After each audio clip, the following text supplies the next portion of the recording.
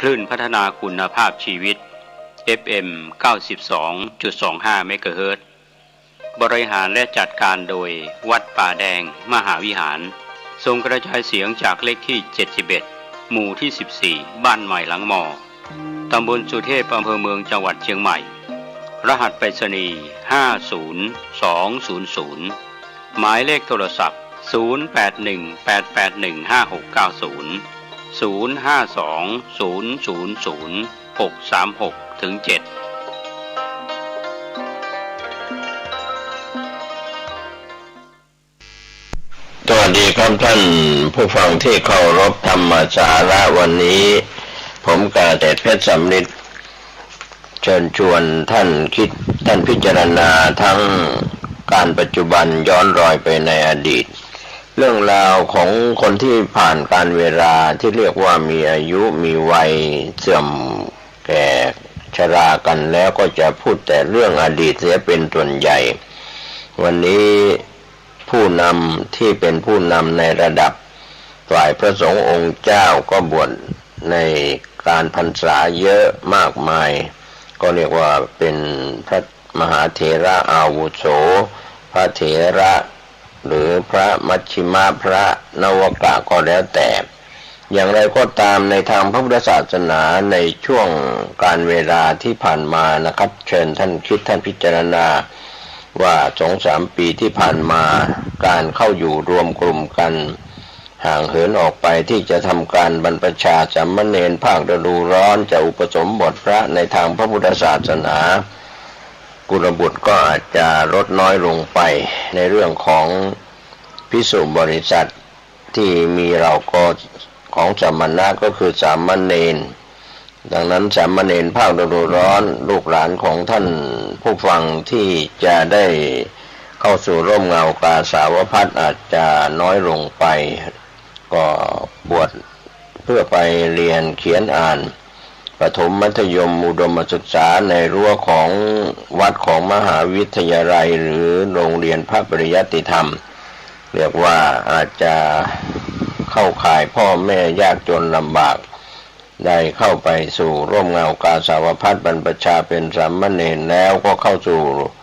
การอุปสมบทเป็นพระภิกษุเมื่ออายุครบบวชก็มีพระอุปชามีพระกรรมวาจาจารย์มีพระอนุสาวนาจารย์มีพระอันดับทำพิธีอุปสมบทกรรมก็ถือว่าเป็นกุลบุตรฝ่ายเรียกว่า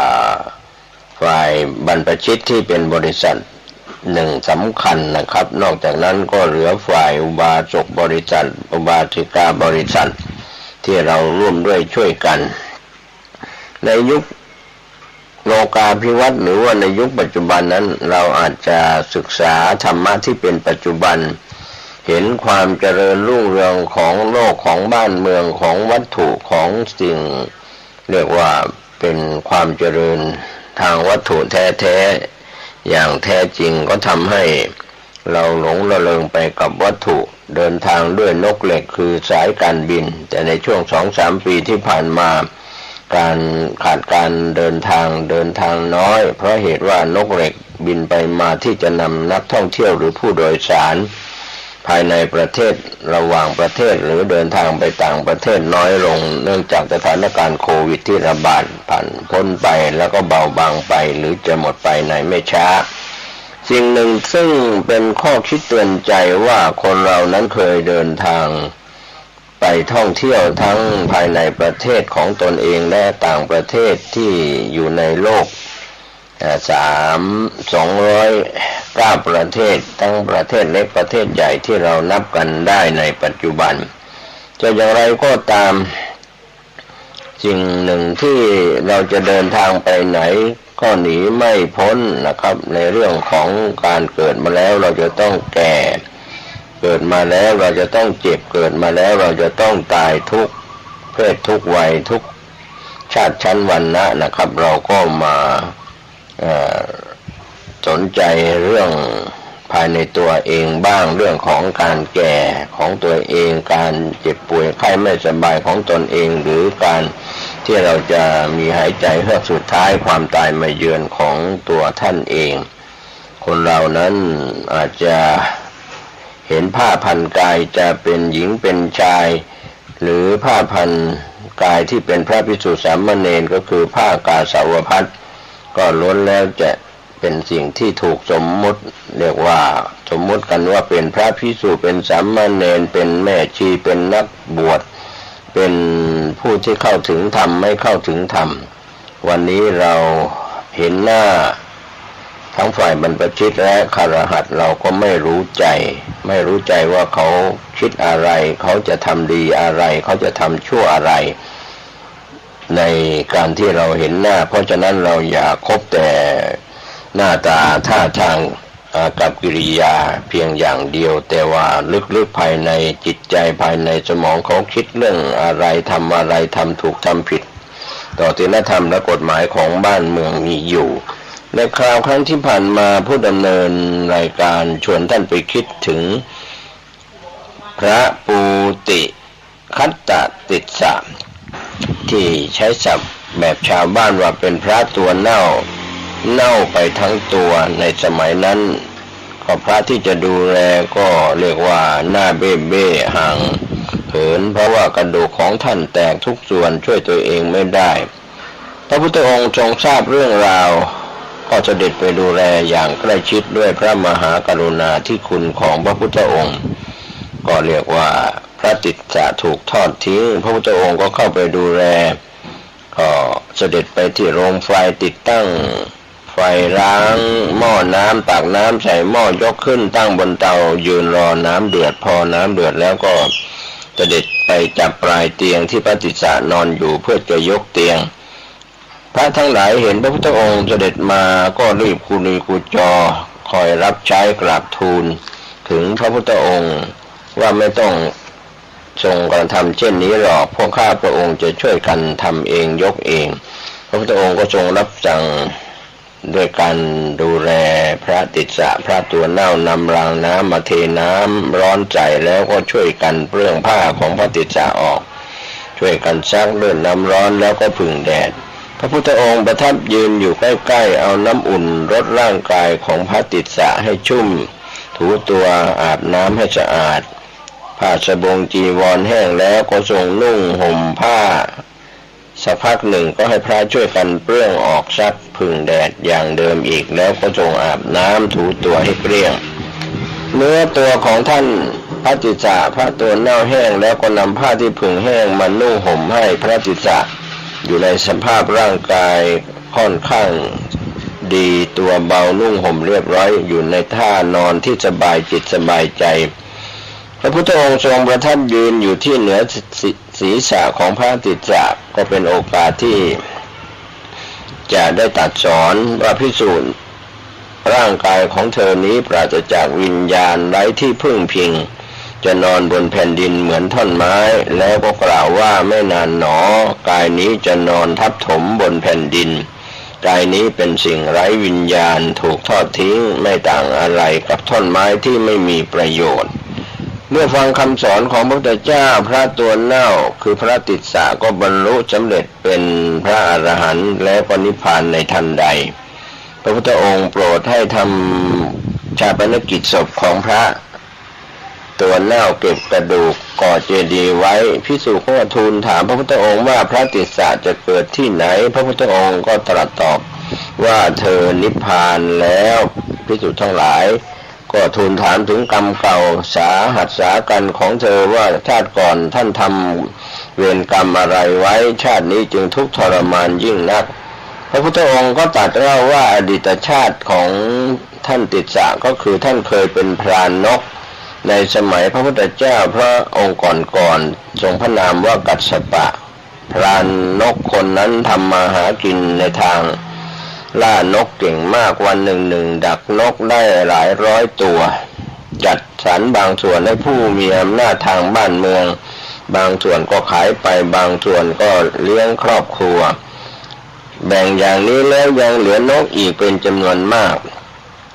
ครั้นจะฆ่าเสียแน่เนื้อเอาเกลือทาก็เกรงจะยุ่งยากในการเก็บรักษาถ้าทำไม่ดีก็อาจเน่าเสียได้นะครับท่านผู้ฟังอย่ากันนั้นเลย ก็จับมันหักขาแล้วก็ปีกเสียจะได้ไม่บินหนีไปรุ่งขึ้นก็นำนกไปขายจนเกลี้ยงวันหนึ่งพระอรหันต์รูปหนึ่งเดินไปบิณฑบาตผ่านมาหยุดยืนอยู่ที่หน้าบ้านเขาพรานนกเห็นอิริยาบถอันสงบเสงี่ยมของท่านก็รู้สึกเลื่อมใสยิ่งนักคิดในใจว่าเราฆ่านกมามากมายวันนี้มีพระมายืนบิณฑบาตโปรดอยู่หน้าบ้านนกที่เราปิ้งไว้อย่างอร่อยก็มีอยู่บนเรือนเราควรจะถวายอาหารแก่ท่านคิดแล้วก็รับบาตรของพระอรหันต์ขึ้นเรือนใส่อาหารจนเต็มบาตรนะครับท่านผู้ฟังแล้วก็นมัสการท่านด้วยเบญจางคประดิษฐ์ก็เป็นการกราบด้วยอวัยวะทั้งห้านะครับเป็นเบญจางอวัยวะ5อย่างลงพื้นคือเอาเข่าทั้งสองมือทั้งสองและศีรษะหน้าผากจดลงกับพื้นเป็นการกราบที่งดงามเรียกว่าเบญจางคประดิษฐ์ก็เป็นการแสดงความเคารพอย่างสูงในสมัยนั้นจนถึงสมัยนี้เมื่อถวายอาหารพระเสร็จพรานนกก็กล่าวกับพระว่าข้าแต่ท่านผู้เจริญขอให้ข้าพเจ้าให้ถึงที่สุดแห่งธรรมที่ท่านเห็นเถิดพระเถระก็อนุโมทนาว่าขอให้จงสำเร็จตามปรารถนาผลกรรมทั้งหมดที่พระติสสะในอดีตชาติคือพระตัวเน่าในปัจจุบันทั้งดีและชั่วเกิดจากกรรมในอดีตทั้งสิ้นกายเน่ากระดูกแตกก็เพราะหักขาและ หักขาและก็ปีกนกกับได้บรรลุธรรมเป็นอรหันต์ก็เพราะถวายอาหารอันอร่อยแก่พระอรหันต์กรรมไม่ว่าดีหรือชั่วนะครับท่านผู้ฟังใครทำแล้วย่อมได้รับผลของมันทั้งนั้นไม่เร็วก็ช้าตายแล้วเกิดใหม่ก็ไม่พ้นคนเราทำอย่างไรก็ได้อย่างนั้นแหละทำดีก็ได้ดีตอบแทนทำชั่วก็ได้ชั่วคืนสนองนี่แหละเราจะเห็นกันในปัจจุบันจะเป็นพระคุณเจ้าทำดีคิดดีพูดดีทำดีก็จะได้ดีพระคุณเจ้าบางรูปคิดไม่ดีทำไม่ดีก็ประพฤติตัวทุศีลก็เป็นข่าวเกลียวกล่าวกันก็คำสอนนี้ก้องอยู่ในโสตประสาทของพี่น้องชาวพุทธยุค 2,500 กว่าปีจนถึงปีนี้และก็จะมีต่อไปคำสอนของพระพุทธเจ้าที่ตรัสว่าบุคคลหว่านพืชเช่นใดย่อมได้ผลเช่นนั้น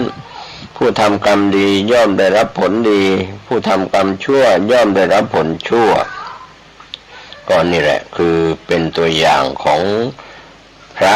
ติสสะคือพระตัวเน่านะครับเรียกว่าหักขานกนะครับหักปีกนกขานกนะครับก็ถือว่าเป็นกรรมที่ต้องมารับกรรมในชาติ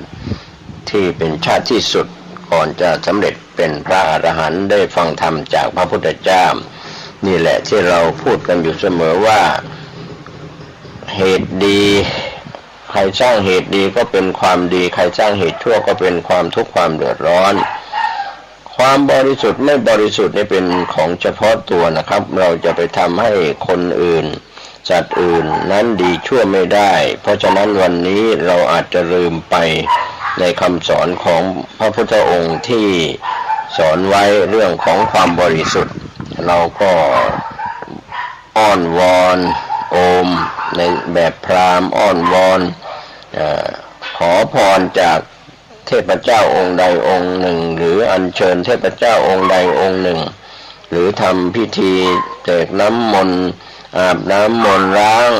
อาถรรพ์ล้างสิ่งที่ไม่ดีต่างๆก็เป็นความเชื่อของคนในยุคอดีตจนถึงปัจจุบันก็มีการบวงสรวงเทพาอารักษ์มีมาอย่างยาวนานแม้วัดก็ไม่เว้นนะครับในปัจจุบันมีการอาบน้ำมนต์มีการทำพิธีกรรมต่างๆภายในวัดกลายเป็นวัดที่ปนไปด้วยศาสนาอื่นที่เป็นศาสนิกของศาสนาอื่นที่เคยทำมาแล้วในยุคพันปีก็มาทำกันในวัดอาบน้ำมนต์ทำพิธีกรรมกระดอกเคราะห์อะไรต่างๆดูเมื่อดูหมอโหราพยากรณ์อะไรต่างๆก็เกิดขึ้นในวัดภายในวัดหลายวัดหลายแห่งนะครับก็เป็นเรื่องราวที่สะท้อนดวงใจของคน ในปัจจุบันรวมไปถึงบรรพชิตนักบวชด้วยว่าเราทำอะไรกันอาจจะสร้างความบริสุทธิ์ไม่บริสุทธิ์ให้กับตนเองก็อย่าไปโทษตีโพยตีพายคนอื่นพระก็อย่าไปโทษพระด้วยกันบรรพชิตก็อย่าไปโทษบรรพชิตด้วยกันหรืออย่าไปโทษอุบาสกบัติกาชาวบ้านหรือบุคคลในศาสนิกต่างศาสนาว่าเขาทำคุณประโยชน์ให้ไม่ทำคุณประโยชน์ทำโทษเป็นผู้ทำลายศาสนาของแต่ละศาสนานั้นความจริงใครก็ทำลายใครไม่ได้เพราะว่าตนเองเป็นผู้ก่อก็รับเวรกรรมไปจะดีหรือชั่วเท่านั้นเพราะฉะนั้นความบริสุทธิ์ไม่บริสุทธิ์อย่าไปตีโพยตีพายคนอื่นใครอื่นสิ่งอื่นทั้งหลายจะมาทำให้เราดีชั่วไม่ได้ถ้าเราไม่ทำดีวันนี้เราไม่ทำชั่ววันนี้ผลของความสุขเกิดจากความดีผลของความทุกข์ความเดือดร้อนเกิดจากความชั่วร้ายก็เป็นเรื่องที่เราเชิญชวนท่านคิดว่าเราจะบริสุทธิ์ทางกายวาจาใจอย่าให้ใครอื่นสิ่งอื่นสิ่งที่เป็นพหุเทวนิยมมาทำให้เราบริสุทธิ์ไม่ได้ดีไม่ได้ถ้าเราไม่ทำดีไม่สร้างความบริสุทธิ์ทางกายวาจาและจิตใจก็มีเรื่องเล่าที่น่าสนใจชวนท่านคิดอีกเรื่องหนึ่งเรียกว่ามีอุบาสกท่านหนึ่งนะครับฟังธรรมแล้วก็ถูกฆ่าตายก็เป็นเรื่องราวยุค 2,500 กว่าปีมาแล้วพระพุทธองค์ประทับอยู่ณเจตวันมหาวิหารกรุงสาวัตถีอุบาสกชื่อมหาการผู้เป็นพระโสดาบันเป็นพระอริยเจ้าชั้นต้นแล้วพอฟังธรรมทั้งคืนเสร็จแล้วก็ถูกฆ่าตายในครั้งนั้นอุบาสกมหาการผู้รักษาอุโบสถ8 วันต่อเดือนได้ฟังธรรมะตลอดคืนยันรุ่งเช้าในวิหารก็มีโจรพวกหนึ่งนะครับท่านผู้ฟังออกลักทรัพย์ในเวลากลางคืนเจ้าของทรัพย์ตื่นขึ้นรู้ตัวจึงพากันวิ่งขับพวกโจรไปพวกโจรนั้นเห็นจวนตัวผ่านมาทางอุบาสกมหาการจึงทิ้งห่อทรัพย์ไว้ข้างหน้าของมหาการที่เป็นอุบาสกเมื่อเจ้าทรัพย์กระจายกำลังกันค้นหาโจรก็มาพบของกลางอยู่ข้างหน้าอุบาสกมหาการซึ่งกำลังล้างหน้าอยู่ที่ริมสระโบกครณีอยู่พอดีพวกเจ้าของทรัพย์คิดว่ามหาการนั้นเป็นโจรจึงช่วยกันจับมหาการแล้วก็กล่าวว่าแกลักทรัพย์ในบ้านของฉันแล้วมาทำเป็นคนใฝ่ธรรมนั่งฟังธรรมอยู่พากันทุบตีจนตายแล้วก็ทิ้งศพไว้ในที่นั้นเองครั้งนั้นภิกษุและสามเณรทั้งหลายก็ถือหม้อน้ำดื่มไปแต่เช้าตรู่พบว่าอุบาสกมหาการนอนตายอยู่ก็กล่าวว่าอุบาสกได้ฟังธรรมอยู่ตลอดคืนในวิหารได้ถึงแก่กรรมไม่สมควรเลยการกล่าวของพระภิกษุสามเณรจึงกราบทูลเรื่องนี้แด่พระพุทธองค์พระพุทธองค์ก็ตรัสตอบว่าอย่างนี้แหละภิกษุทั้งหลายอุบาสกมหาการได้ถึงแก่มรณะอย่างไม่สมควรในอัตภาพเช่นนี้แต่เขาก็ได้มรณะสมควรแก่กรรมที่เขาได้ทำไว้แล้วในการก่อนเมื่อภิกษุทั้งหลายกราบทูลอาราธนาให้พระพุทธองค์ทรงเล่าอดีตประวัติของอุบาสกมหาการพระพุทธองค์ก็ตรัสว่าในอดีตการพวกโจรได้ซุ่มอยู่ที่ปากดงในปัจจันตคามแห่งหนึ่งแคว้นของพระเจ้าพาราณสีพระราชาตั้งราชภัฏคนหนึ่งไว้ที่ปากดงราชภัฏคนนั้นรับค่าจ้างแล้วก็ได้นำคนไปส่งให้พ้นจากพวกโจรต่อมามีชายคนหนึ่งเดินทางมาพร้อมกับภรรยาเป็นคนสวยงามขึ้นรถมาถึงที่นั่นราชภัฏคนนั้นพอเห็นภรรยาของชายคนนั้นก็เกิดเสน่หารักใคร่ทันทีชายคนนั้นก็กล่าวกับราชภัฏว่านายขอท่านจงช่วยพากระผมทั้งสองไปส่งให้พ้นแดนโจรด้วยเถิดราชภัฏก็ต้องการถ่วงเวลาก็ตอบว่าบัดนี้จะมืดค่ำแล้วพรุ่งนี้เช้าตรู่ค่อยไปเถอะผมจะช่วยพาไป ก็เป็นคำตอบชายดังกล่าวเมื่อนายยังพอมีเวลาอยู่ก็ขอได้โปรดนำกับผมทั้งสองไปเดี๋ยวนี้เถอะราชภัฏก็กล่าวตอบว่ารอก่อนเถอะท่านผู้เจริญอาหารและที่พักของผมมีพร้อมแล้วอย่าเพิ่งไปเลยสองสามีและภรรยาไม่อาจจะไปได้ก็ต้องพักอยู่กับราชภัฏเขาได้จัดอาหารมาเลี้ยงโดยสองสามีและภรรยาก็ไม่ต้องการเลยในคืนนั้นเองราชภัฏได้เอาแก้วมณีดวงหนึ่งของตนไปซ่อนไว้ในรถของชายคนนั้นพอในเวลาจวนรุ่งนายราชภัฏก็ได้ทำเสียงดังเหมือนพวกโจรเข้าปล้นบ้านตนพวกบริวารของราชภัฏได้เข้ามารายงานว่านายแก้วมณีของนายถูกพวกโจรลักเอาไปนายราชภัฏจึงสั่งให้คนค้นหาแก้วมณีทั้งในบ้านนอกบ้านพอดีกับชายเดินทางขับรถออกไปคนรับใช้ของราชภัฏจึงได้เข้าค้นก็พบแก้วมณีอยู่ในรถของเขาก็พูดขู่ว่าเจ้าลักเอาแก้วมณีแล้วจะหนีไปพากันจับตัวโบยแล้วก็ตีแล้วก็ไปรายงานราชภัฏว่านายพวกผมจับตัวโจรลักแก้วมณีได้แล้วราชภัฏก็กล่าวว่าตัวเราเป็นถึงนายราชภัฏให้แกพักอาศัยในเรือนให้อาหารแล้วยังมาลักแก้วมณีไปอีกราชภัฏจึงสั่งให้ลูกน้องนั้นซ้อมแล้วก็ฆ่าเสียนี่แหละเป็นบุพกรรมของมหาการราชภัฏนั้นครั้นตายจากชาตินั้นแล้วก็ไปเกิดในอเวจีมหานรกไม่อยู่ในอเวจีสิ้นเวลาช้านานแล้วก็ถูกทุบถึงแก่ความตายอีก100 อัตภาพ100 ชาติเพราะวิบากแห่งกรรมที่ยังเหลืออยู่พระศาสดา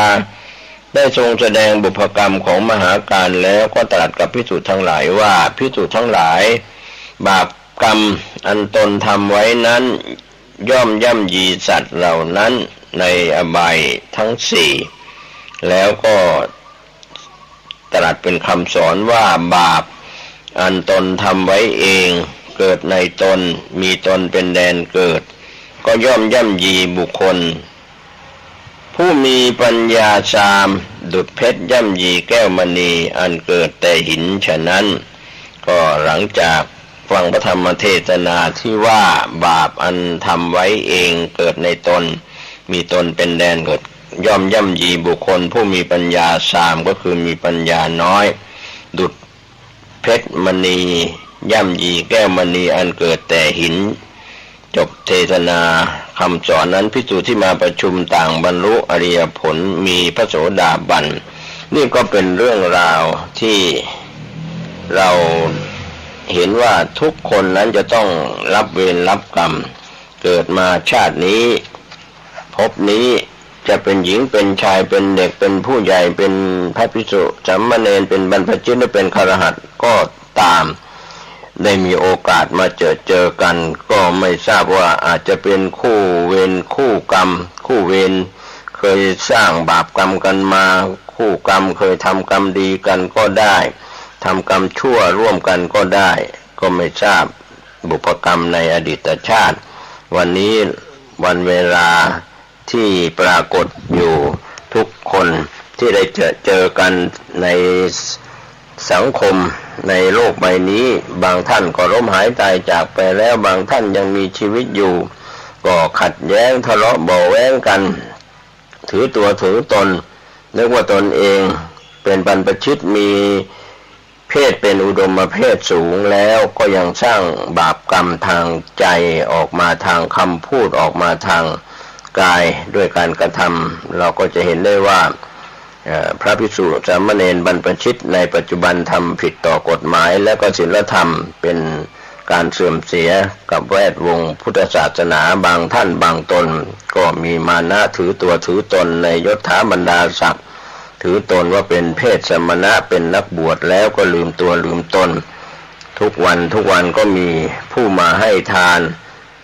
บริจาคทานข้าวน้ำโภชนาอาหารจตุปัจจัยทายทาน เป็นอติเลกราโภก็ถูกนิมนต์ไปในที่นิมนต์ทั้งในวัดนอกวัดนะครับ ก็อาจจะลืมตัวลืมตนในเพศจะเป็น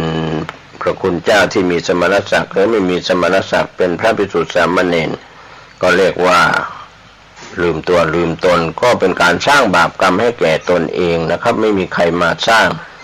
เราก็ไม่คล้องไม่แวะไม่เกี่ยวข้องกับการกระทำบาปของแต่ละคนแต่ละท่านส่วนการส่งเสริมการทำดีพระภิกษุสามเณรวัดใด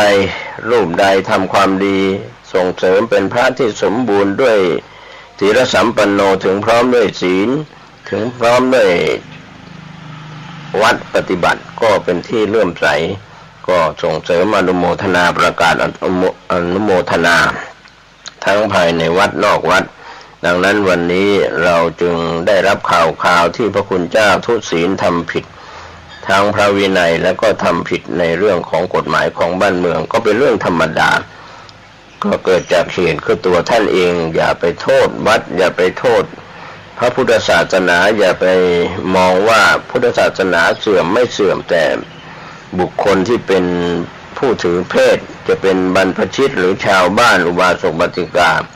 วัดไม่เข้าพระเจ้าไม่ไหวอะไรทำนองนั้นห่างวัดห่างวาห่างศาสนาไม่วัดกายวัดใจของตนเองเราไปวัดก็ได้ไม่ไปวัดก็ได้ความดีไม่ใช่อยู่ที่วัดนั้นวัดนี้จะเป็นพระอารามหลวงหรือวัดราชจะเป็นสำนักสงฆ์หรือจะเป็นอะไรก็ไม่ใช่ไม่ได้ไปก็สามารถสร้างความดีได้ไม่ได้ไปวัดก็สร้างความดีได้อย่าหลงวัดอย่าติดวัดอย่าเข้าไปวัดเพราะมุ่งไปขอเลขหวยรวยเบอร์หรือวันที่ลอตเตอรี่หรือลอตเตอรี่จะออกจะเป็นส่วนที่ไปแสวงหาโชคหาเลขหายามไปขอศีลขอพรขอขูดเลขตัวเลขอะไรต่างๆทั้งในวัดนอกวัดนั่นก็คงจะวัดผิดจะเป็นพระอารามหลวงก็ไม่ถูกเป็นพระวัดราชก็ไม่ถูกวัดราชวัดหลวงนั้นเป็นเรื่องของการสร้างวัดไว้ให้เราทุกคนให้เราทุกๆคนได้ไปบำเพ็ญทานรักษาศีลเจริญภาวนาวันนี้ที่ผู้ดำเนินรายการพูดย้ำอยู่เสมอว่าเราวัดกายวัดใจของเราแล้วก็ไม่จำเป็นต้องเข้าไปที่วัดจะเป็นวัดพระอารามหลวงหรือวัดราชหรือจะเป็นสำนักสงฆ์ก็ไม่จำเป็นต้องเข้าไปเพราะว่าเราให้ทานรักษาศีลอยู่ภายนอกวัดแล้วเราก็ได้คุณงามความดีฟังธรรมะออนไลน์ก็ได้ความดีหรือปฏิบัติตามหลักธรรมคำสอนในทางพระพุทธศาสนาเรียกว่าความบริสุทธิ์เกิดขึ้นที่ตัวตนไม่บริสุทธิ์ก็เกิดขึ้นที่ตัวตนขอทุกคนทุกท่านวันนี้ร่วมกันรักษากายวาจาใจของตัวท่านเองให้บริสุทธิ์ผมเกษตรเพชรมิตรวิทยากรชวนท่านคิดท่านพิจารณาหวังว่าข้อคิดเตือนจิตสกิจใจเตือนเราเองแล้วก็เตือนท่านที่ยังมี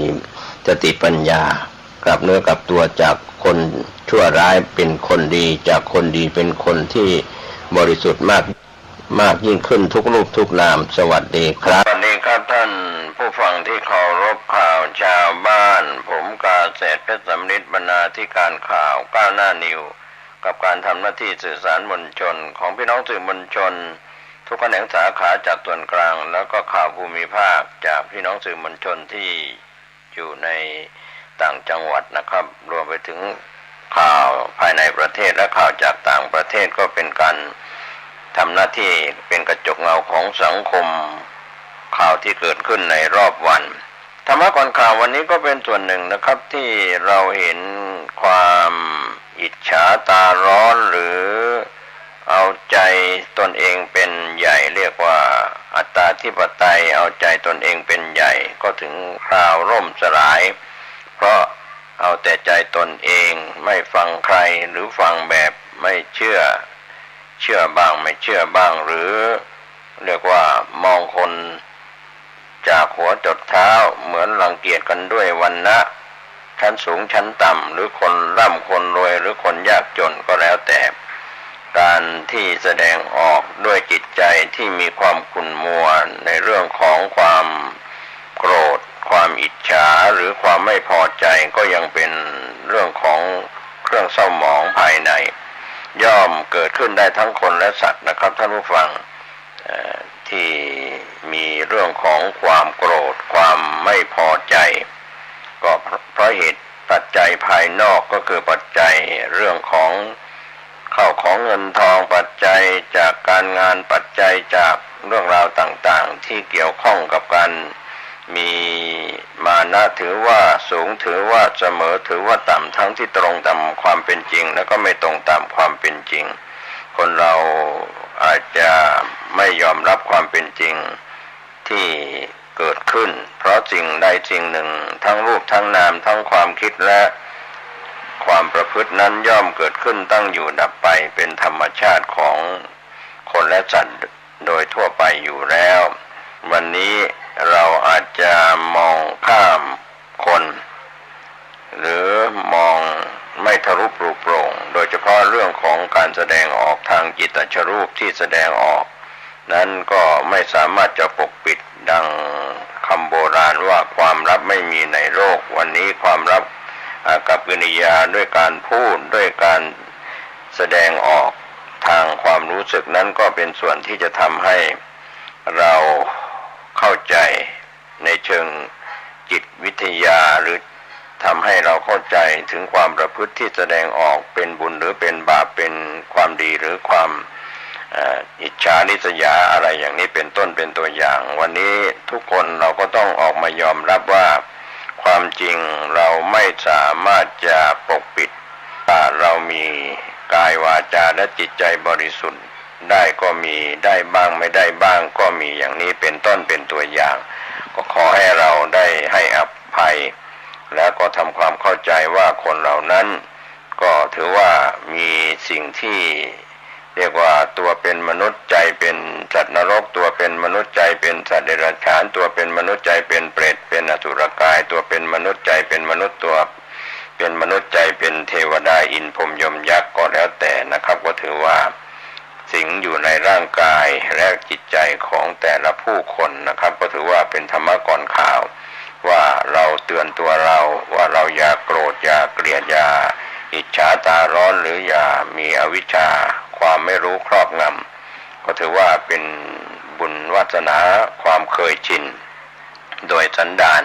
ที่เราสั่งสมมาในอดีตชาติอาจจะมีนิสัยอย่างนั้นก็แก้ไขได้โดยยากถ้าเราจะแก้ไขนั้นก็เป็นเรื่องของพระโพธิญาณมีพระสัมมาสัมพุทธเจ้าที่ละวาสนาความเคยชินจากในอดีตชาติปัจจุบันชาตินั้นก็มีนิสัยเดิมๆอาจจะไม่ได้เกิดในชาตินี้แต่ว่าเกิดนิสัยเดิมๆที่ติดมากับภพชาติก่อนๆทำให้เราได้เห็นนิสัยสันดานของคนได้แสดงออกก็เป็นธรรมะก่อนข่าวในข่าวชาวบ้านวันนี้ข่าวแรกวันนี้จากโพสต์ทูเดย์รายงานข่าวเศรษฐกิจธุรกิจทีวีไดเรกเปลี่ยนชื่อใหม่เป็นทีวีดีโฮลดิ้งปรับใหญ่ธุรกิจอนาคตลุยบล็อกเชนเทคโนโลยี3 มิถุนายน 2565โพสต์ทูเดย์ได้รายงานข่าวจากนายพงษ์พานุเสเวตรุณประธานกรรมการบริษัททีวีไดเรกจำกัดมหาชนหรือทีวีดีเปิดเผยว่าคณะกรรมการบอร์ดบริษัทชุดใหม่ของทีวีดีมีมติอนุมัติวาระการประชุมที่สำคัญในหลายประเด็นเพื่อให้เป็นไปตามแผนธุรกิจที่จะปรับโครงสร้างทรานส์ฟอร์มบริษัทเป็นซุปเปอร์จะมีการปรับเปลี่ยนลดเพิ่มครบทุกรายละเอียดเพื่อเพิ่มศักยภาพการดำเนินธุรกิจและนำบริษัทกลับมาเติบโตอย่างแข็งแกร่งอีกครั้งหนึ่งนอกจากนี้ได้อนุมัติการเปลี่ยนแปลงชื่อบริษัทเป็นบริษัททีวีดีโฮลดิ้งจำกัดมหาชนนอกจากการเปลี่ยนแปลงชื่อบริษัทแล้วบทบาทของทีวีดีเฮดจะมุ่งให้การสนับสนุนทุกบริษัทในเครือทั้งด้านการเงินการจัดสรรเงินลงทุนในธุรกิจที่จะเกิดขึ้นในอนาคตโดยจะมีการถ่ายโอนอำนาจการบริหารงานในแต่ละบริษัทเพื่อให้เกิดความคล่องตัวและก้าวทันต่อการเปลี่ยนแปลงที่เกิดขึ้นในยุคปัจจุบันรูปแบบการบริหารงานที่มีลักษณะท ที่เปลี่ยนแปลงไปจะทำให้บริษัทเกิดความคล่องตัวและก็ความยืดหยุ่นอย่างไรก็ตามทีวีดีเฮดซึ่งเป็นโฮลดิ้งคัมพานียังคงดูแลบริษัทในเครืออย่างใกล้ชิดและก็พร้อมให้การสนับสนุนตลอดเวลาจึงเชื่อว่าด้วยแนวทางนี้จะทำให้บริษัทก้าวไปข้างหน้าอย่างรวดเร็วมากขึ้นก็เป็นข้อชี้แจงจากนายพงษ์พานุกล่าวส่วนทางด้านนายทรงพลชันมาตรกิจประธานเจ้าหน้าที่บริหารทีวีดีกล่าวตอนหนึ่งว่ามติบอร์ดบริษัทในหลักการปรับโครงสร้างบริษัทก็ได้เตรียมเรื่องราวต่างๆที่เกี่ยวข้องกับบริษัทโดยเฉพาะบริษัททีวีดีโฮลดิ้งจำกัดมหาชนถือหุ้น 100% เพื่อดำเนินธุรกิจการตลาดแบบตรงผ่าน3ช่องทางหลักก็ได้แก่ e-commerce ทีวีช้อปปิ้งและคอนเซ็นเตอร์พร้อมทั้งปรับเปลี่ยนระบบเทคโนโลยีใหม่ทั้งหมดทั้งระบบการทำงานกลางนะครับในส่วนระบบกระบวนการทำงานที่สั้นลงสะดวกรวดเร็วยิ่งขึ้นรวมถึงจัดสรรบุคลากรใหม่ให้เกิดความคล่องตัวอย่างไรก็ตามเกิดมีผลในจำนวนคนดูทีวีลดลงโดยเฉพาะกลุ่มดาวเทียมและการเกิดคู่แข่งรายใหม่ซึ่งคาดว่าผลการดำเนินงานของบริษัทจะติดลบลดลงและเข้าสู่จุดที่ดีในเรียกว่าไตรมาสที่3ที่จะมาถึงแต่ทางด้านข่าวกยศที่ทางทีมข่าวได้รับรายงานกันเข้ามาว่ารัฐบาลเชิญผู้กู้กยศใช้สิทธิ์ช่วยผลกระทบจากโควิดก่อนสิ้นมิถุนายนก็เป็นส่วนที่ยท.ขานรับนายกใช้กลไกไกลเกลี่ยนะครับ3 มิถุนายน 2565ผู้จัดการออนไลน์ก็ได้รายงานข่าวที่ทางทีมข่าวได้รับรายงานว่ารัฐบาลเชิญผู้กู้กยศใช้สิทธิ์ช่วยผลกระทบจากโควิดสิ้นเดือนมิถุนายนนี้ก็เป็นส่วนที่ทางทีมข่าวได้รายงานข่าวคืบหน้ากันเข้ามารองโฆษก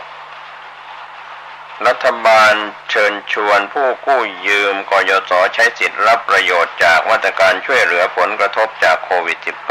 -19 ก่อนสิ้นเดือน30 มิถุนายนนี้ด้าน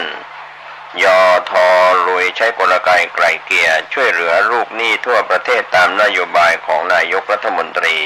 3 มิถุนายนนางสาวไตรสุรีไตรสรณกุลรองโฆษกประจำสำนักนายกรัฐมนตรีกล่าวตอนหนึ่งว่ากองทุนเงินให้กู้ยืมเพื่อการศึกษาหรือกยศได้มีมาตรการลดหย่อนหนี้เพื่อเป็นการช่วยเหลือและให้โอกาสผู้กู้ยืมเงินที่ได้รับผลกระทบทางเศรษฐกิจจากสถานการณ์โรคติดเชื้อไวรัสโคโรนา 2019 หรือว่าโควิด -19 ได้ขยายระยะเวลามาแล้ว1 ครั้งจะสิ้นสุดระยะเวลาขยายวันที่30 มิถุนายน 2565 นี้รัฐบาลก็เชิญชวนผู้กู้ยืมที่อยู่ระหว่างการชำระหนี้ติดต่อเพื่อรับประโยชน์จากมาตรการก่อนระยะเวลาดังกล่าวจะสิ้นสุดลงสำหรับประโยชน์จากมาตรการที่กยศจะให้ถึง30 มิถุนายนที่จะถึงนี้ก็ได้แก่ลดเงินต้น5%สำหรับผู้กู้ยืมเงินที่ไม่เคยเป็นผู้ผิดนัดชำระหนี้และต้องการปิดบัญชีในคราวเดียวลดเบี้ยปรับ100%สำหรับผู้กู้ยืมเงินทุกกลุ่มที่ชำระหนี้ปิดบัญชีโดยกรณีผู้กู้ที่ยังไม่ถูกดำเนินคดีชำระได้ที่ธนาคารกรุงไทยและธนาคารอิสลามแห่งประเทศไทยทุกสาขาส่วนผู้กู้ยืมที่ถูกดำเนินคดีแล้วต้องลงทะเบียนขอรับสิทธิ์และนัดหมายวันที่ประสงค์จะชำระหนี้ปิดบัญชีกรณีนี้ผู้กู้เงินต้องชำระค่าทนายความและค่าหรือค่าธรรมเนียมศาลให้เสร็จสิ้นก่อนปิดบัญชีนอกจากนี้กยศ ยังลดเบี้ยปรับ80%สำหรับผู้กู้ยืมเงินที่ยังไม่ถูกดำเนินคดีที่ชำระหนี้ค้างทั้งหมดให้มีสถานะปกติกยศ.ดำเนินการให้อัตโนมัติโดยผู้กู้ไม่ต้องแจ้งเพื่อเข้าร่วมมาตรการลดดอกเบี้ยเงินกู้ยืมจากเดิม1%ต่อปีเป็น0.01%ต่อปีสำหรับผู้กู้ยืมเงินที่อยู่ระหว่างการชำระเงินคืนกองทุนและไม่เคยเป็นผู้ผิดนัดชำระหนี้นางสาวไตรสุรีกล่าวอีกว่าหน่วยงานต่างๆได้ให้ความสำคัญกับการช่วยเหลือเพื่อแบ่งเบาและแก้ไขหนี้สินครัวเรือนให้กับประชาชนตามนโยบายของพลเอกประยุทธ์จันทร์โอชานายกรัฐมนตรีและรัฐมนตรีว่าการกระทรวงกลาโหมที่กำหนดให้ปี 2565 เป็นปีแห่งการแก้ไขหนี้ครัวเรือนส่วนของกระทรวงยุติธรรมโดยกรมคุ้มครองสิทธิและเสรีภาพกรมบังคับคดีร่วมกับกยศ.และสถาบันการเงินต่างๆจัดมหกรรมไกล่เกลี่ยหนี้สินครัวเรือนทั่วประเทศช่วยเหลือประชาชนรวมถึงลูกหนี้กยศ.ไกล่เกลี่ยหนี้ทั้งก่อนฟ้องและหลังฟ้องตั้งแต่เดือนกุมภาพันธ์จนถึงขณะนี้ได้จัดมหกรรมไกล่เกลี่ยหนี้ไปแล้ว19 ครั้งไกล่เกลี่ยสำเร็จ 14,538 รายทุนทรัพย์ 3,461 ล้านบาททั้งนี้จากความสำเร็จของโครงการและเพื่อให้เป็นไปตามนโยบายของนายกรัฐมนตรีครับก็เป็นส่วนที่ทางทีมข่าวได้รับรายงานข่าวคืบหน้าจะได้รายงานให้ท่านได้รับรู้รับทราบถึงเรื่องของกยศ.ที่มีการไกล่เกลี่ยหนี้ในภาพรวมต่างๆไปทางด้านข่าวไทยโพสต์ออนไลน์ได้รายงานถึงข่าวที่น่าสนใจในช่วงนี้นะครับที่เราได้รับรู้รับทราบกันโดยทางชมรมแพทย์ชนบทเผยข้อมูลวัคซีนโควิดเหลือเก็บเต็มตู้เย็นเพิ่มภาระโรงพยาบาลสุขภาพตำบล3 มิถุนายน 2565 ชมรมแพทย์ชนบทโพสต์ข้อมูลลงบนเฟซบุ๊กระบุว่าวัคซีนยังมีอยู่เต็มตู้วันนี้คุณซื้อตู้เย็นเพิ่มแล้วหรือยังหลังจากหนังสือแจ้งส่งวัคซีน 16.8 ล้านโดสให้ทุกโรงพยาบาลตำบลตอนนี้เสียงสะท้อนคือวัคซีนล็อตเก่ายังเต็มตู้เย็นใช้ไม่ทันแน่ๆแล้วของใหม่ส่งมาทำไมให้มาวางรอวันหมดอายุหรือตู้เย็นก็ยังไม่พอเก็บต้องหาซื้อเพิ่มเพื่อมาเก็บวัคซีนก็เป็นเรื่องไร้สาระแน่นอนว่าวัคซีนเหล่านี้จะมาสต็อกที่คลังโรงพยาบาลก่อนและส่วนใหญ่จะเก็บที่คลังโรงพยาบาลแล้วส่งให้โรงพยาบาลสุขภาพตำบลก็ทยอยเบิกไปทีละน้อยใช้ไปแล้วก็ค่อยมาเบิกทั้งนี้เพราะคลังวัคซีนต้องมีระบบห่วงโซ่ความเย็นที่สมบูรณ์สำคัญคือตู้เย็นเก็บวัคซีนต้องมีระบบไฟสำรองเลี้ยงกรณีไฟดับรพสต.หลายแห่งไม่มีระบบไฟสำรองจึงเสี่ยงต่อการรักษาคุณภาพวัคซีนถ้าการส่งวัคซีนลงมาล็อตนี้เพื่อเคลียร์ตู้เย็นของสาธารณสุขให้ว่างรอเต็มล็อตใหม่ที่กำลังจะส่งมาแบบนี้ก็ไม่ควรส่งมาเพื่อรอให้หมดอายุทำไมเปลืองค่าส่งค่าซื้อตู้เย็นเพื่อเก็บอีกต่างหากสิ่งที่คนมีอำนาจควรทำก็คือเจรจากับบริษัทวัคซีนให้ชะลอการส่งหรือเจรจายกเลิกออเดอร์วัคซีนล้นแขนแบบนี้ไม่ไหวก่อนหน้านี้ชมรมแพทย์ชนบทออกมาโพสต์ถึงการบริหารจัดการวัคซีนว่ารพสต.ไม่ใช่ถังขยะทิ้งวัคซีนหลังจากหนังสือสั่งการของสาธารณสุขที่อ้างมติที่ประชุมสบคเผยแพร่ออกมาเสียงอื้ออึงก็กว้างขวางไปทั่วประเทศนี่มันเป็นแผนการจำกัดวัคซีนของสบคหรือเปล่าโรงพยาบาลสต.จะเอาตู้เย็นที่ไหนมาเก็บวัคซีนล็อตแรกที่ส่งมาก็ยังเหลือเต็มอยู่เลยคนสนใจฉีดมีน้อยมากรับมาแล้วจะฉีดใครเสียดายวัคซีนเอามาทิ้งให้หมดอายุ เงินภาษีทั้งนั้นการบริหารจัดการวัคซีนของประเทศที่จะมีวัคซีนเต็มแขนปัจจุบันพบปัญหาที่กลับตาลปัดก็คือสั่งวัคซีนมามากเกินไปเกินความประสงค์ฉีดของประชาชนยิ่งในสถานการณ์โควิดที่ลดลงแม้วัคซีนเข็ม3จะมีความคุมราว 40.8% ของเป้าหมายแต่การจะชี้ชวนมาฉีดนั้นแทบจะไม่มีใครมาฉีดแล้วเป็นสิทธิที่เขาจะเลือกจะบังคับก็ไม่ได้วัคซีนจึงเหลือเต็มคลังของสาธารณสุขไม่รู้จะเอาไปไหนสาธารณสุขคงรู้ว่าพวกโรงพยาบาลต่างๆนั้นหัวดื้อส่งวัคซีนซีซัวแบบนี้มาให้คงถูกด่าก็หวยเลยไปออกที่รพสตแต่ถือว่าเป็นที่ตัวเล็กสุด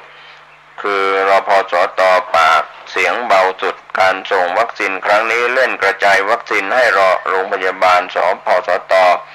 ทุกแห่งไม่สนใจว่าใหญ่เล็กประชากรที่ดูแลกี่คนไม่สนใจจำนวนวัคซีนที่เขาต้องการ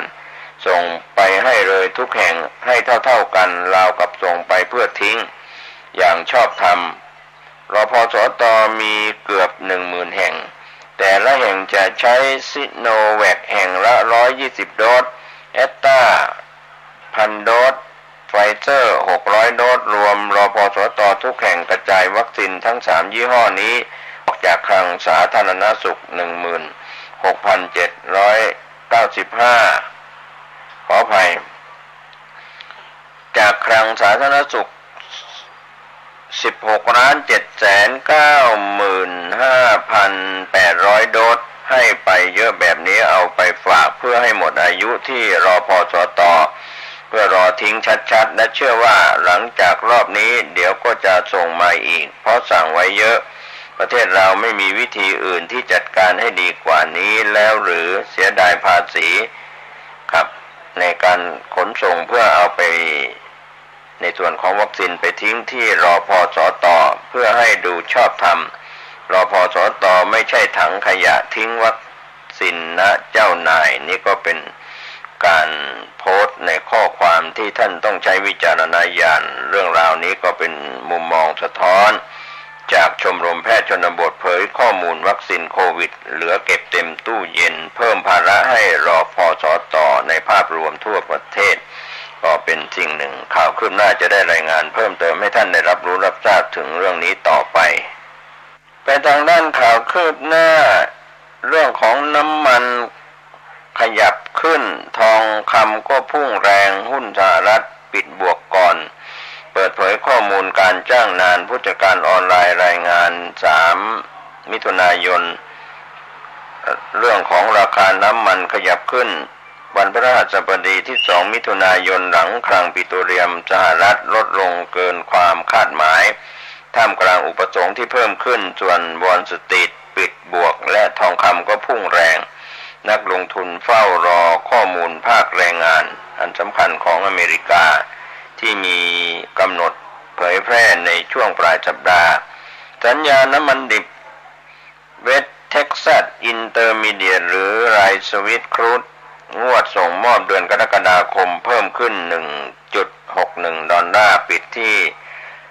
116.87 ดอลลาร์ต่อบาร์เรลด้านเบนทะเลเหนือลอนดอนขออภัยงวดส่งมอบเดือนสิงหาคมเพิ่มขึ้น 1.32 ดอลลาร์ปิดที่ 117.61 ดอลลาร์ต่อบาร์เรล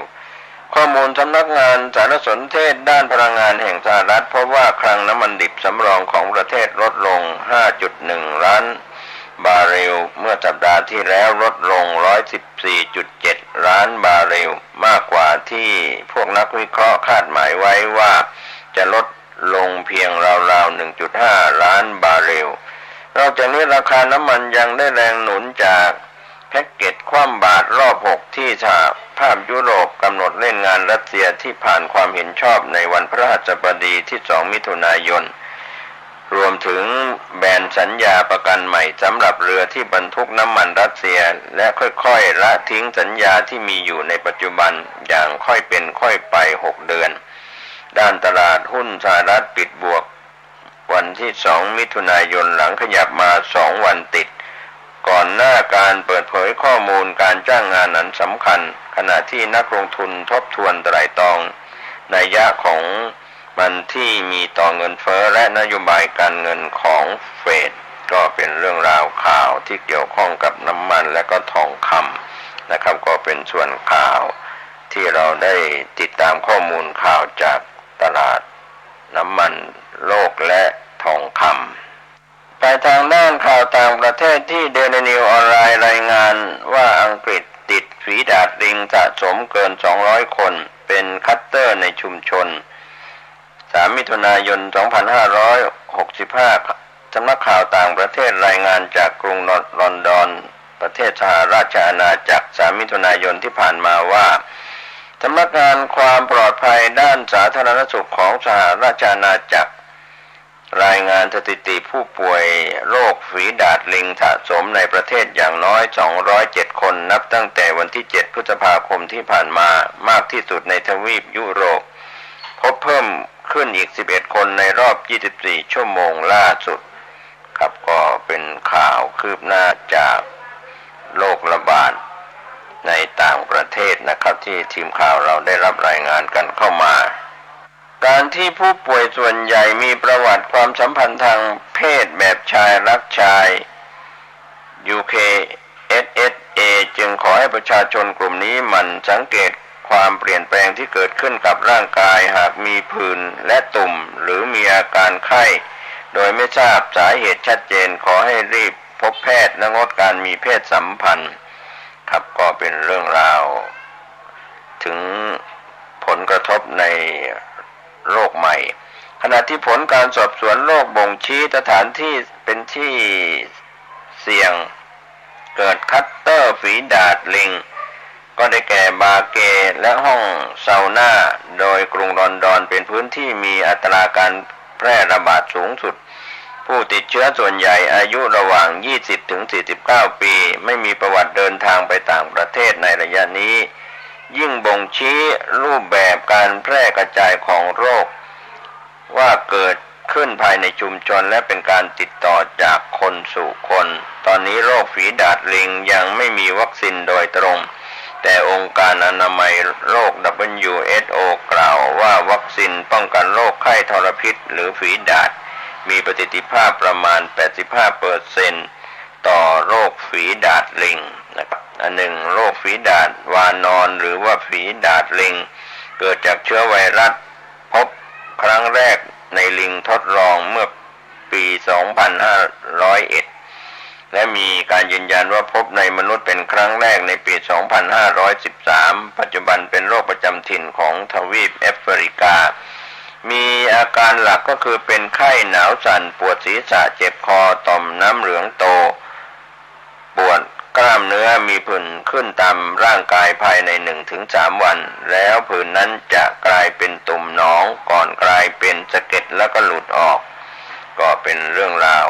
ข่าวคืบหน้าจากเดลินิวออนไลน์นะครับเรื่องของโรคที่เกี่ยวข้องที่เกิดขึ้นเข้ามาใหม่ในส่วนของอังกฤษนั้นติดฝี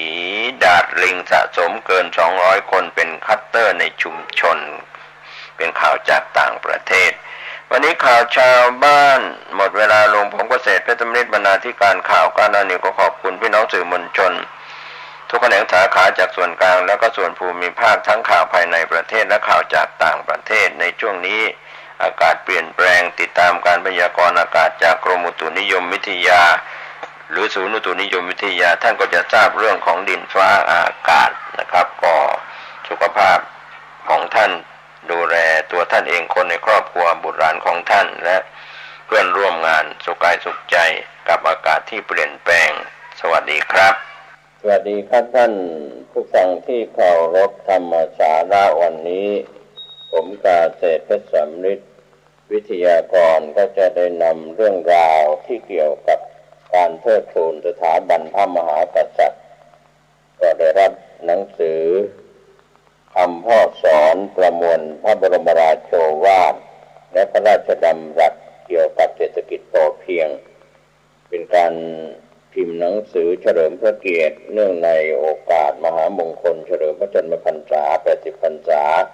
5 ธันวาคม พุทธศักราช 2550 พระบาทสมเด็จพระเจ้าอยู่หัวรัชกาลที่ 9 ก็เป็นการประมวลรวบรวมมา มีเรื่องราวที่เกี่ยวคำพ่อสอนก็คือ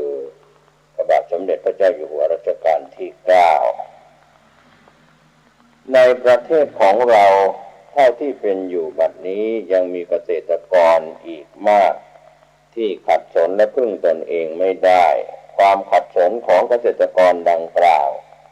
เกิดเพราะการขาดแคลนทุนรอนและไม่สามารถใช้กำลังแรงกำลังความคิดที่มีอยู่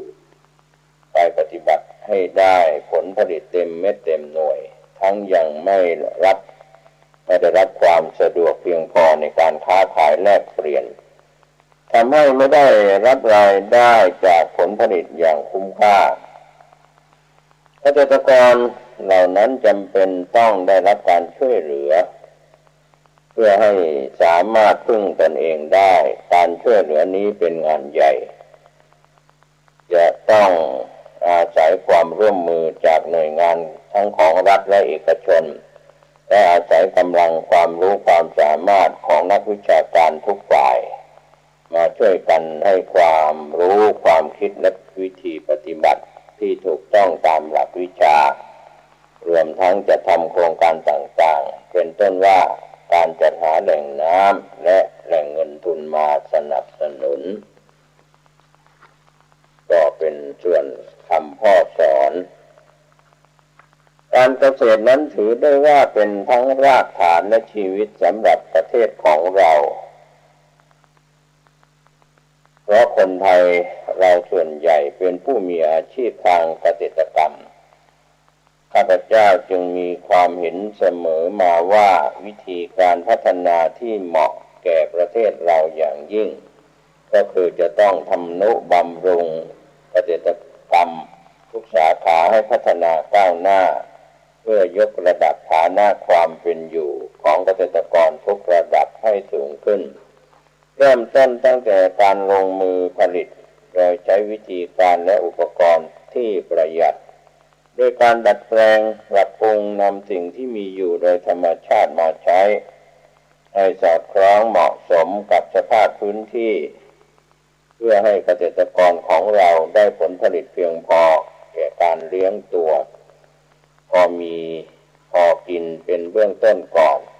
ต่อไปเมื่อเหลือจึงจำหน่ายหารายได้ซึ่งหากจะให้ได้ผลที่สมบูรณ์ก็จะต้องมีการจัดการเรื่องการตลาดอย่างดีรวมทั้งมีการแปรรูปเป็นผลิตภัณฑ์อันจะทำให้ผลผลิตทางการเกษตรมีมูลค่าสูงขึ้นโดยในย่านนี้เกษตรกรของเราก็จะมีฐานะความเป็นอยู่ที่มั่นคงพึ่งตนเองได้อันจะส่งผลให้ฐานะทางเศรษฐกิจโดยรวมของประเทศมีความเข้มแข็งตามไปด้วยก็เป็นคำพ่อสอนแม้บ้านเมืองของเราจะเจริญเปลี่ยนแปลงไปมีรายได้อย่างอื่นๆเพิ่มมากขึ้นกว่าแต่ก่อนก็ตามรายได้สำคัญของประเทศก็ยังขึ้นอยู่กับผลผลิตทางการเกษตรเป็นสำคัญยิ่งเรามีความจำเป็นต้องปรับปรุงสภาพบ้านเมืองและยกฐานะความเป็นอยู่ของประชาชนให้สูงขึ้นเช่นในปัจจุบันนี้การเพิ่มผลผลิตทางการเกษตรจึงยิ่งเป็นสิ่งสำคัญควรคำนึงถึงให้มากและควรเร่งรัดจะทำให้ได้ผลเพราะผลผลิตทางการเกษตรเป็นสิ่งที่ใช้บริโภคและเป็นวัตถุดิบเพื่ออุตสาหกรรมด้วยก็เป็นคำพ่อสอนในสถานการณ์ปัจจุบันนี้เรากำลังต้องเร่งรัดปรับปรุงและยกฐานะทางเศรษฐกิจของเราอย่างรีบด่วนเพื่อให้ประเทศดำรงอยู่ต่อไปได้ด้วยความปลอดภัยและมั่นคงและสิ่งสำคัญที่จะช่วยส่งเสริมเศรษฐกิจของประเทศก็คือผลผลิตทางเกษตรกรรมและกสิกรรมก็เป็นพระบรมราโชวาทของพระบาทสมเด็จพระเจ้าอยู่หัวอันนี้ก็เป็นวิธีแก้ไขวิกฤตการณ์ที่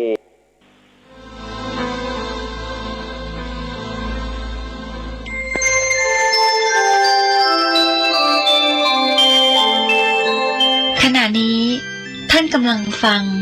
สถานีวิทยุกระจายเสียงพระพุทธศาสนา FM 104.5 เมกะเฮิรตซ์จงมีแต่ท่านผู้ฟังทั้งหลายจะพูดเรื่องวัตถุอุปมาสูตรคือสูตรที่ว่าด้วยอุปมาด้วยผ้าที่ย้อมสีพระเจ้าเสด็จประทับอยู่ที่พระเชตวันเหมือนเดิมรับสั่งเรียกภิกษุทั้งหลายมาเมื่อภิกษุมาพร้อมกันแล้วก็รับสั่งว่าภิกษุทั้งหลายผ้าที่เศร้าหมองมนทินจับช่างย้อมพึงนำมาผ้านั้นมาหย่อนลงในน้ำย้อมใดๆคือสีเขียวสีเหลืองสีแดงสีชมพูผ้านั้นเวลาย้อมก็จะสีกระดำกระด่างมีสีขุ่นมัวเศร้าหมองถามว่าเป็นเพราะเหตุใดเพราะเหตุว่าผ้านั้นไม่สะอาดมีความไม่บริสุทธิ์เช่นเดียวกันจิตใจของบุคคลที่มีความขุ่นมัวเศร้าหมองหวังได้ว่าตายไปแล้วก็จะเกิดในทุกขติอบายนรกนิรชานอสุรกายอย่างใดอย่างหนึ่งแต่รับสั่งว่าผ้าที่บริสุทธิ์หมดจดเมื่อช่างย้อมนำมาหย่อนลงในน้ำจะเป็นสีอะไรก็ตามผ้านั้นก็จะมีสีสวยงามมีสีสดเพราะนั้นเป็นเพราะเหตุอะไรเพราะว่าผ้านั้นบริสุทธิ์สะอาดเหมือนกับจิตที่ไม่ขุ่นมัวเศร้าหมองเนี่ยหวังได้ว่าตายแล้วจะไปบังเกิดในสุคตินี่ก็เป็นพุทธภาษิตที่เราคุ้นๆนะฮะจิตเตสังกิริเถทุกขติปาติกังขาเมื่อจิตเศร้าหมองหวังได้ว่าตายไปแล้วจะบังเกิดในทุกขติจิตเตสังกิริเถสุขติปาติกังขาเมื่อจิตไม่เศร้าหมองก็หวังได้ว่าตายแล้วจะไปบังเกิดในสุคติได้รับสั่งว่าภิกษุทั้งหลายก็ทำเราใดเป็นเครื่องเศร้าหมองของจิตจากนั้นก็ส่งแสดงกิเลสประเภทที่เรียกว่าอุปกิเลสอุปกิเลสนั้นเป็นสิ่งที่สอดรับกับพระพุทธธรรมรัตน์ที่เราก็คุ้นๆกันในสังคมไทยที่พระพุทธเจ้ารับสั่งว่าดูก่อนภิกษุทั้งหลายจิตนี้ประภัสสรคือเรืองแสงแต่จิตนี้ต้องเศร้าหมองไปเพราะอุปกิเลสที่จรมาก็หมายความมาโดยสภาวะของจิตจริงๆมันไม่มีปัญหาหรอกแต่ว่าที่มีปัญหาก็เพราะว่ามันมีอกุศลต่างๆเกิดขึ้นมาเปลี่ยนแปลงจิตใจให้มันเป็นไปตามแรงของอกุศลเหล่านั้นตามการครอบงำของอกุศลเหล่านั้นอันนี้ก็คงนึกออกนะว่าที่ท่านแสดงว่าจิตเนี่ยเขาไม่ได้เกิดขึ้นโดยลำพังแต่เกิดขึ้นร่วมกับสิ่งที่เรียกว่าเจตสิกเจตสิกนั้นพูดง่ายๆก็คือธรรมะดีก็มีไม่ดีก็มีกลางๆก็มีก็ตรงตามบทที่พระสวดอภิธรรมที่กุศลธรรมากุศลธรรมาปยากตาธรรมาธรรมที่เป็นกุศลให้ผลเป็นสุขธรรมที่เป็นอกุศลให้ผลเป็นทุกข์ธรรมที่เป็นกลางๆก็ให้ผลเป็นกลางๆผลอุปกิเลสนั้นทรงแสดงไว้โดยทั่วไปในจะ16 ข้อแต่ว่าสูตรที่ผ่านมาแล้ว ก็ทรงแสดงไว้เพียง15 ข้อแต่ถ้ารวมกับโลภะโทสะมันก็เป็น14 ข้อนะฮะถ้ารวมกับโลภะโทสะที่ยกขึ้นเป็นหลักในตอนต้นนั้นก็กลายเป็น16 ข้อเหมือนกันอุปกิเลส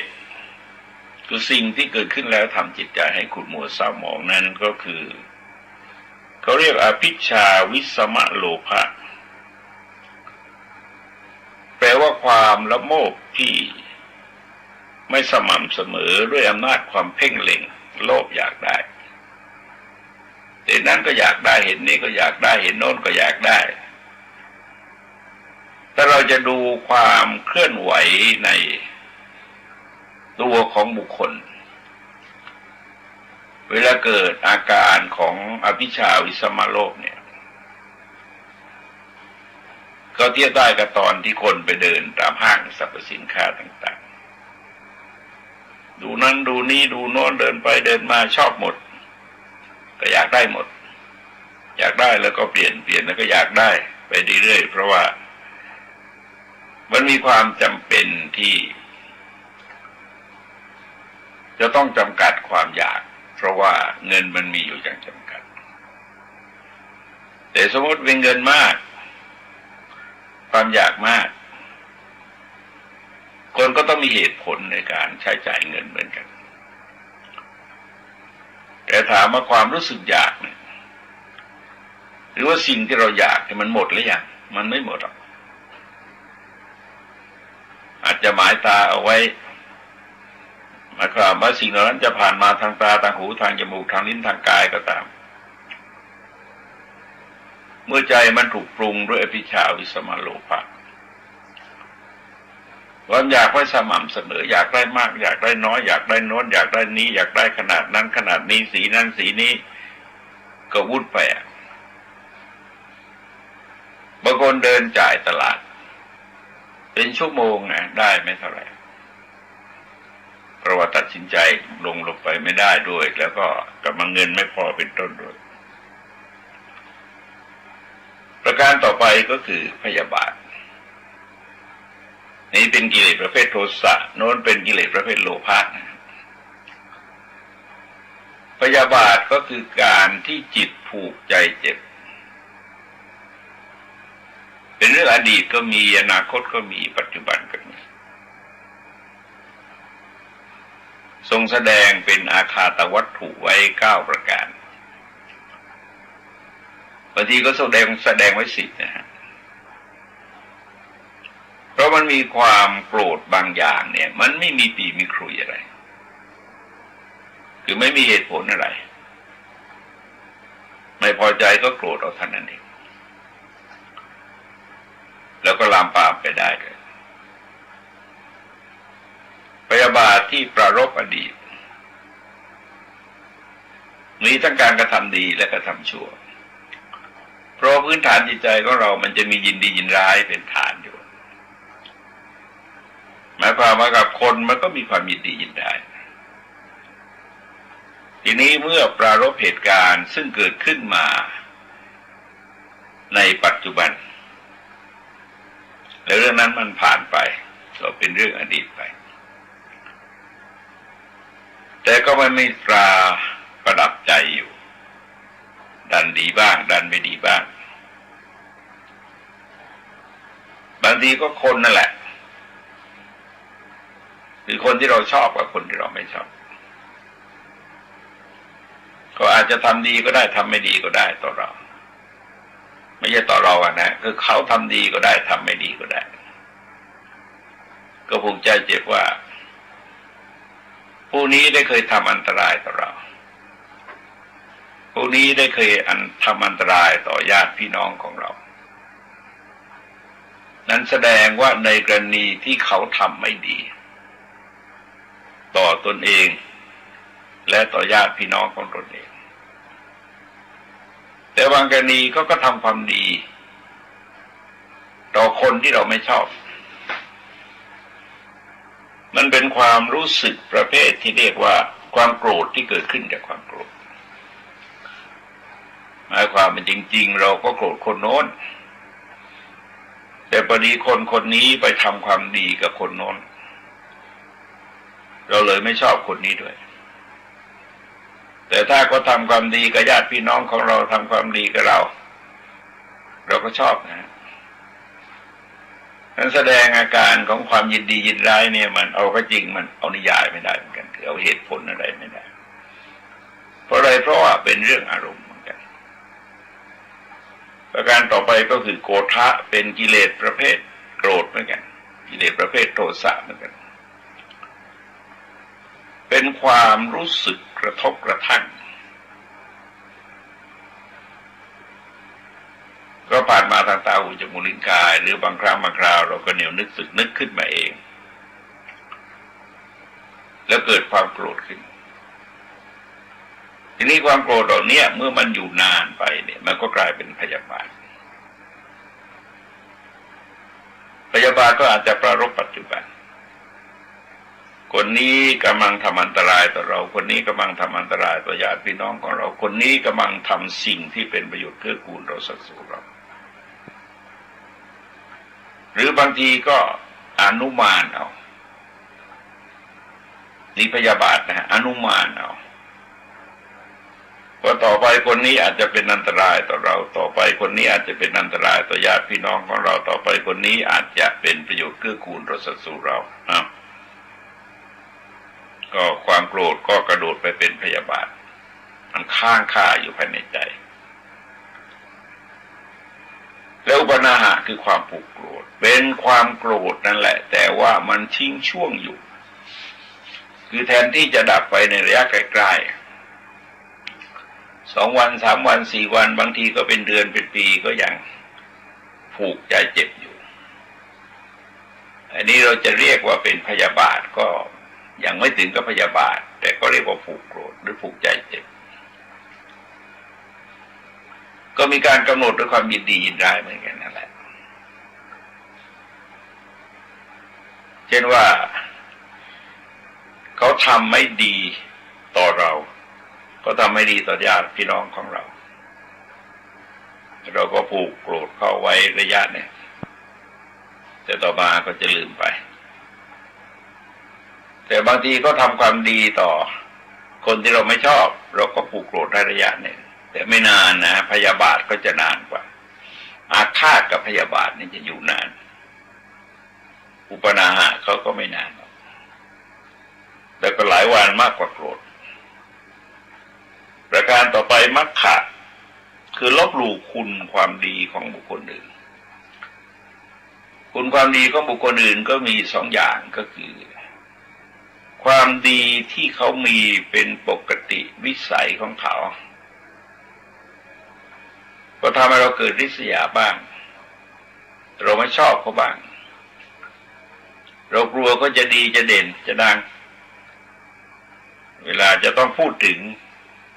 เราก็ต้องมีข้อแม้อย่างใดอย่างหนึ่งเพื่อจะบั่นทอนไอ้สิ่งดีงามเหล่านั้นของเขาออกไปคือลดให้มันต่ำลงอย่างในกรณีที่ยกตัวอย่างว่าคนระดับนายกรัฐมนตรีในประเทศไทยเรานี่27 คนแล้วไม่มีใครที่ได้รับการสรรเสริญโดยส่วนเดียวคือบางทีก็หาจุดอ่อนอะไรท่านไม่ได้เอารูปร่างบ้างเอาบุคลิกบ้างเอาผิวพรรณบ้างอะไรต่ออะไรมาเป็นข้อแม้ที่จะบั่นทอน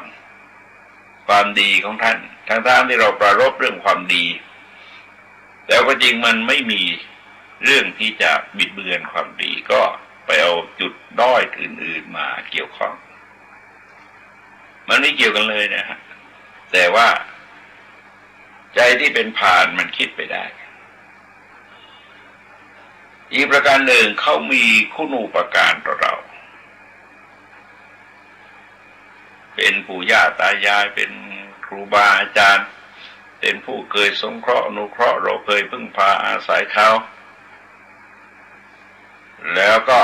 ไม่สำนึกถึงคุณความดีว่าท่านเคยมีอุปการะคุณแก่เรามาในการก่อนหมายความว่าท่านดีส่วนตัวท่านเราก็ลบหลู่คือลดให้มันน้อยลงไปกลัวท่านจะเด่นกว่าเรา นมีความดีต่อเราเราก็พยายามปฏิเสธพยายามลืมเลือนเรื่องอกตัญญูนี่ก็ไม่ต้องพูดมันเยอะเหลือเกินคือสมมติว่าหมอดูจะทำนายว่าคุณเนี่ยทำคุณกับคนไม่ขึ้นเนี่ยถูกทุกคนเนี่ยถูกทุกคนเลยทำนายใครก็ได้เพราะอะไรเพราะว่าคนที่ลบหลู่คุณความดีของบุคคลอื่นไม่สำนึกถึงคุณความดีของบุคคลอื่นหรือบางทีอาจจะคิดว่าเรื่องเล็กน้อยอะไรต่ออะไรเนี่ยมันมีอยู่เยอะและจิตใจเหล่านี้ลองสังเกตว่ามันจะมีความกระด้าง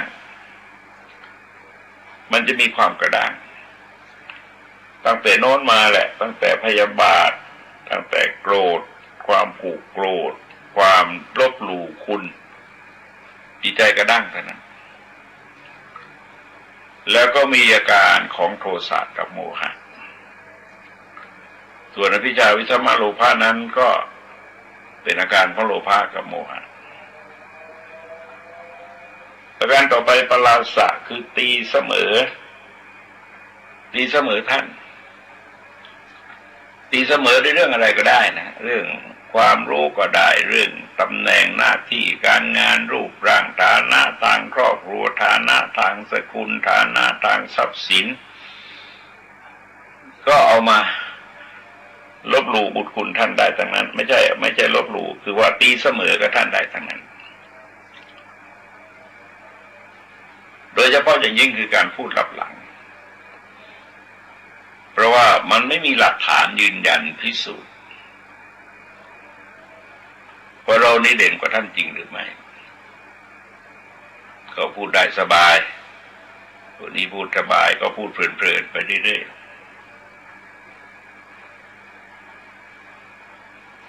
ทีนี้ข้อต่อไปเนี่ยคืออิสสาเนี่ยเราไม่ค่อยคุ้นนะฮะภาษาไทยเนี่ยที่ยังสงสัยอยู่เหมือนกันทำไมเราจึงไปเรียกอิจฉาตอนนั้นอิจฉามันเป็นโลภะนะฮะอิจฉาแปลว่าความปรารถนาอิสสานั้นแปลว่าริษยาเป็นสันสกฤตเรียกว่าริษยาคือเห็นคนอื่นได้ดีแล้วทนอยู่ไม่ได้เป็นอาการทำงานร่วมกันของกิเลส3ตัวก็คือไม่ชอบในตัวคนแต่ก็อยากได้ในสิ่งที่เขาได้แล้วก็โมหะในด้านเหตุผลเพราะใครจะได้อะไรมันก็มีเหตุให้ได้จึงจะได้ถ้าไม่มีเหตุให้ได้มันก็ไม่ได้แต่พอเราไปริษยาเขา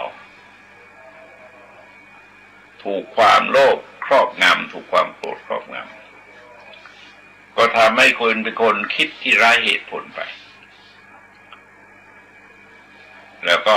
กลายเป็นความริษยาก็ต่อไปมัจฉริยะคือความตนีความตนีนั้นตนีผลประโยชน์เรียกว่าลาภมัจฉริยะหมายความว่าอะไรก็ตามที่เป็นของเรานะเราไม่ต้องการจะให้คนอื่นบางทีเราเรียกว่าตนีทีเหนียวบางทีเราเรียกว่าใจแคบก็แล้วแต่ตามปกติแล้วมนุษย์ก็จะยึดติดในสิ่งของตัวเองบางทีแม้เราแน่ใจว่าเราไม่ได้ใช้แล้วแต่จะให้คนอื่นไปมันก็เกิดประโยชน์แต่พระสนีมันปิดกั้นจิตใจเอาไว้ก็เลยให้ไม่ได้นี่ก็เป็นอาการของมัจฉริยะทีนี้ประการต่อไปเนี่ยเป็นกุลมัจฉริยะคือสนีสกุลสนีสกุลนี้มีหลายนัยยะนัยยะหนึ่งก็คือถือว่าตระกูลตัวเองเป็นตระกูลที่สูงส่งไม่ควรจะเกลือกกลัวกับตระกูลบางสกุลอย่างพวกคนรวยกับคนจนอย่างเงี้ยคนกรุงกับคนบ้านนอกอะไรเนี่ย ก็จะมีความรู้สึกอย่างนี้อยู่ประเทศไทยเราไม่ต้องปฏิเสธหรอกเรามีอาการอย่างนี้อยู่เยอะจะหมายความว่ากดคนอื่นไว้ในที่ต่ำแล้วก็เทิดตัวเองไว้ในที่สูงเห็นว่าเสียศักดิ์ศรีที่จะคบหาสมาคมจะพูดจากับคนเหล่านั้นอย่างระบบปัญหาในอินเดียนี่ชัดเจนเลยปัญหาเรื่องการแต่งงานเนี่ยชัดมากคือแสดงออกมาชัดมากพวกกษัตริย์พวกพราหมณ์ก็จะตนีตระกูลตัวเองไม่ยอมไปยุ่งเกี่ยวกับบุคคลอื่นอย่างที่เขาเล่านี่ว่าอเมริกาเนี่ยท่านเป็นคนวรรณสูตรเป็นด็อกเตอร์เป็นยาโทหลายปริญญาเป็นคนที่ร่างรัฐธรรมนูญของอินเดียที่ใช้อยู่ในปัจจุบันแล้วก็เป็นรัฐมนตรีในสมัยเนรูท่านต้องการอะไรก็นัดไม่รู้แต่ว่าไปแต่งงานกับนางพรามณีก็ปรากฏว่าท่านตายในวัยที่ไม่ควรตายมีคนคนหนึ่งเชื่อว่าถูกวางยาเบื่อวางยาพิษฆ่าก็โดนพวกพราหมณ์นั่นแหละคือไม่ยอมให้ไปแต่งงานกับคนวรรณสูตรเพราะว่าลูกความเชื่อของเขานะให้เป็นจันทานแต่วันนี้คนจันทานอินเดียก็โดยอาศัยดร.อเมริกานี่แหละก็ได้นำปฏิญาณเป็นพุทธครั้งแรกเนี่ยตั้ง 4-5 แสนนะฮะแต่เวลานี้ก็ขึ้นไปตัวเลขที่สำรวจการเป็นการภายในก็ตก100 กว่าล้านแล้วแต่ว่าตามปกติสังคมอินเดียเนี่ยมันแสดงตัวฝักใฝ่ศาสนาได้ศาสนาหนึ่งยกเว้นอิสลามกับอิสลามเชนนะฮะและฮินดูแล้วก็ซิกใจลำบากเชนนี่เขามีอิทธิพลในทางธุรกิจในทางการเงินกับในทางอำนาจไม่ใช่ในทางวิชาการซิกนี่เขามีอิทธิพลทางการทางเศรษฐกิจแล้วก็ทางตำแหน่งทางการทหารมีนายทหารมีนายพลใหญ่ๆเยอะที่เป็นซิกแล้วเขาก็เป็นนักรบด้วยตอนแม้คนก็จะไม่มากแต่ว่าใครไม่กล้าแย้มหรอกตอนชาวพุทธเองเวลานี้ถึงแม้จะมากที่จริงก็มากกว่าซิกนะแต่ก็ไม่กล้าแสดงตัวส่วนใหญ่ส่วนหนึ่งไม่ใช่ส่วนใหญ่ยังไม่กล้าแสดงตัวเพราะอะไรเพราะว่าสังคมมันยังมีมัจฉริยะความสนรีสกุลอยู่เยอะไม่ยอมเข้ามาสมาคมไม่ยอมเข้ามาสมาคมไม่ยอมเกี่ยวข้องกันแต่ก็ถือว่าเป็นความคิดที่ดีคือปลดปล่อยตัวเองให้รอดพ้นจากพันธนาการของกฎกติกาที่ฝ่ายผู้มีอำนาจเนี่ยสร้างขึ้นก็คือพวกพราหมณ์กับกษัตริย์เนี่ยสร้างขึ้นแต่ว่าตัวเขียนเรื่องเนี่ยคือพวกพราหมณ์แต่กษัตริย์ท่านก็ได้ฐานะนะคือเป็นเหนือวรรณะทั้งหลายการถือระบบวรรณะมันก็มีสืบต่อกันมาจนถึงปัจจุบันแล้วก็ต่อไปก็คือตนีที่อยู่หวงที่อยู่เรียกว่าอาวาสมัจฉริยะคือหวงที่อยู่สนีที่อยู่ไม่ต้องการให้คนอยู่อาศัยวันก่อนจะเข้าพรรษาแล้วนะฮะวันที่รู้สึกจะเป็นวันพฤหัสที่23ที่22กรกฎาคมเจ้าคุณเทพวิสุทธิกวีโทรมาหัวค่ำแล้วบอกว่ามีพระที่ไม่มีวัดจะจำพรรษา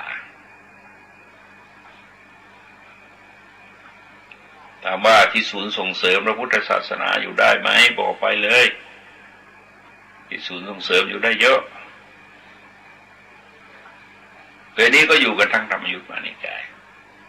มีธรรมยุทธก็มีมานิกายก็มีเวลาไปทำปาฏิโมกข์ก็ไปกันคนละวัด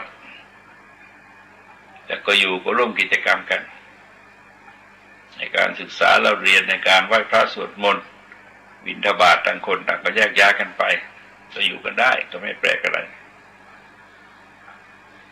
สิ่งอะไรที่ยังเป็นจารีตนิยมก็ปล่อยไปอย่าให้เป็นจารีตนิยมไปแต่เราก็ต้องตระหนักถึงว่าเราเป็นเพื่อนสัพพมัจจารีกันเป็นเพื่อนภิกษุสามเณรด้วยกันขณะที่อยู่เนี่ยหาไม่ได้สุนัขยังอยู่ได้นะฮะพระยังอยู่ไม่ได้ก็น่าน้อยใจเหมือนกันก็อันนี้ก็คือสนีที่อยู่กันมันไม่ใช่ไม่มีที่อยู่หรอกแต่ว่าหวงที่อยู่เป็นเจ้าเข้าเจ้าของมากเกินไปและประการต่อไปก็คือวันณมัจฉริยะวันณมัจฉริยะนี่สนีผิวก็มีนะฮะวันณะที่แปลว่าพวกอย่างวันณะทั้งสี่เนี่ยก็มีหรือวันณะคือความดีก็มีและมีหลายความหมายแต่อย่าลืมว่าพวกนี้มีการสนีกันทั้งนั้นอย่างพวกผู้หญิงนี่เราลองสังเกตว่าแม้เธอจะเป็นกรรมกรก็ตามจะปิด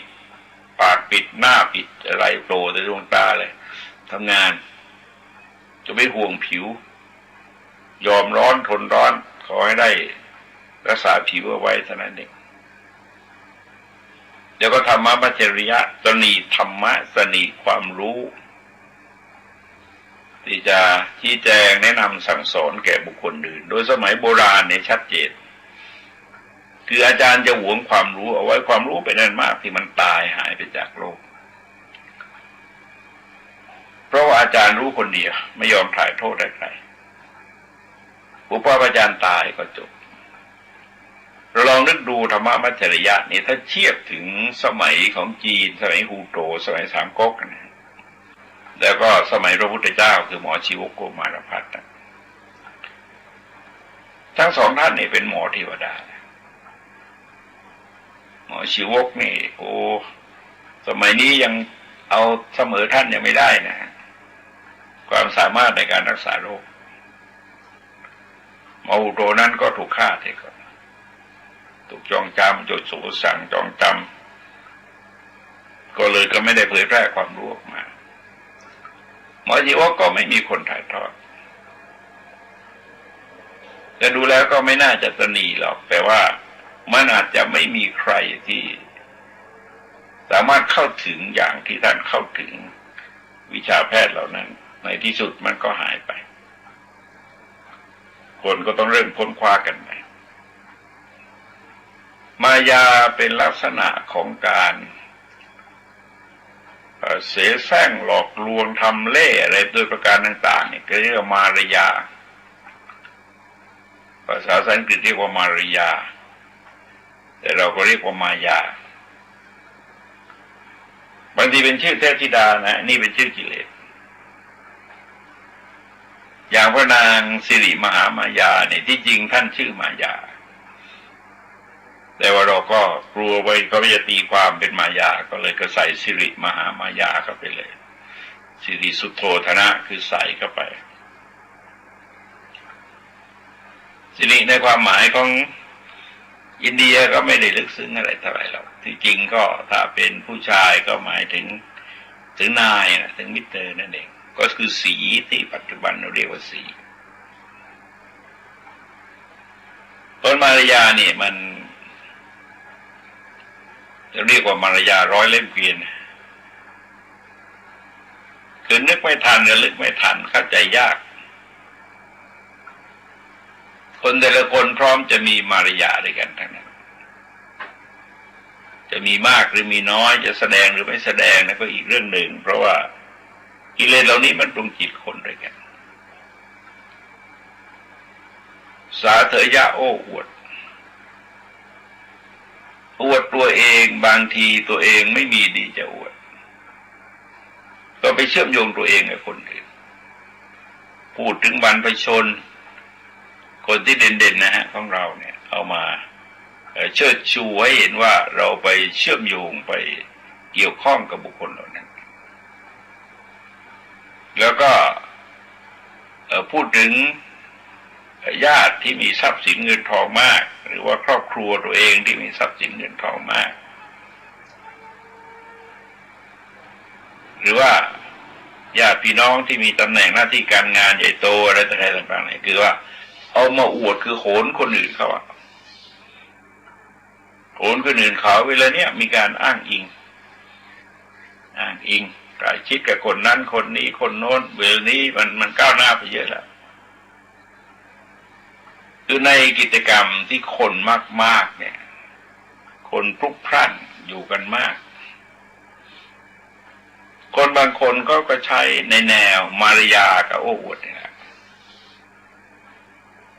ก็ไปยืนข้างหลังท่านผู้นั้นหรือยืนข้างๆท่านผู้นั้นแล้วก็ให้สัญญาณพวกพวกเสียถ่ายภาพเก็บไว้เอาเป็นเรื่องมือหากินได้เยอะคนใกล้ชิดคนใหญ่คนโตบางคนที่สังคมก็ยอมรับสถานภาพของท่านผู้นั้นอ้างเป็นคนใกล้ชิดคนนั้นคนนี้มีรูปถ่ายอะไรต่ออะไรเรียบร้อยปัจจุบันในก้าวหน้าได้เยอะนะข่าวว่าอะไรแต่มือถือนี่ก็ถ่ายภาพตัวเองอย่างได้ต่อไปก็คงจะไกลพวกสาธยะโอ้อวดเนี่ยคงจะไปไกล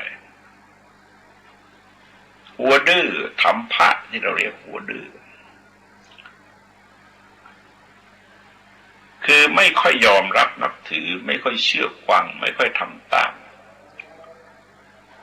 จะแนะนำสั่งสอนตักเตือนว่ากล่าวอย่างไรก็ตามไม่ยอมเชื่อถือไม่ยอมปฏิบัติตาม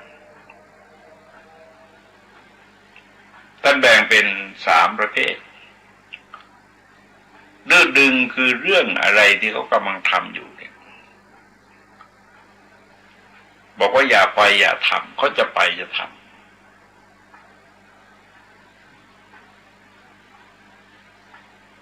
ดื้อด้านเขาห้ามไม่ให้กินไม่ให้เที่ยวไม่ให้อะไรต่างๆเราก็ทำเฉยทำไปเรื่อยๆ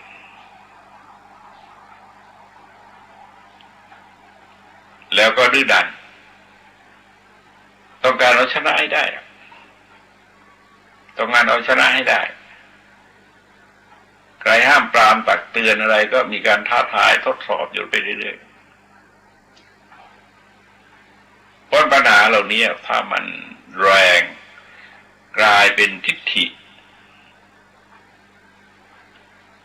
คือให้ความเคารพตัวเองแล้วไม่ยอมฟังเหตุผลจากคนอื่นเลยไม่ว่าใครจะว่ายังไงก็ตามผิดหมดตัวเองถูกอยู่คนเดียวนี่ก็เป็นลักษณะของคนประเภทที่เรียกว่า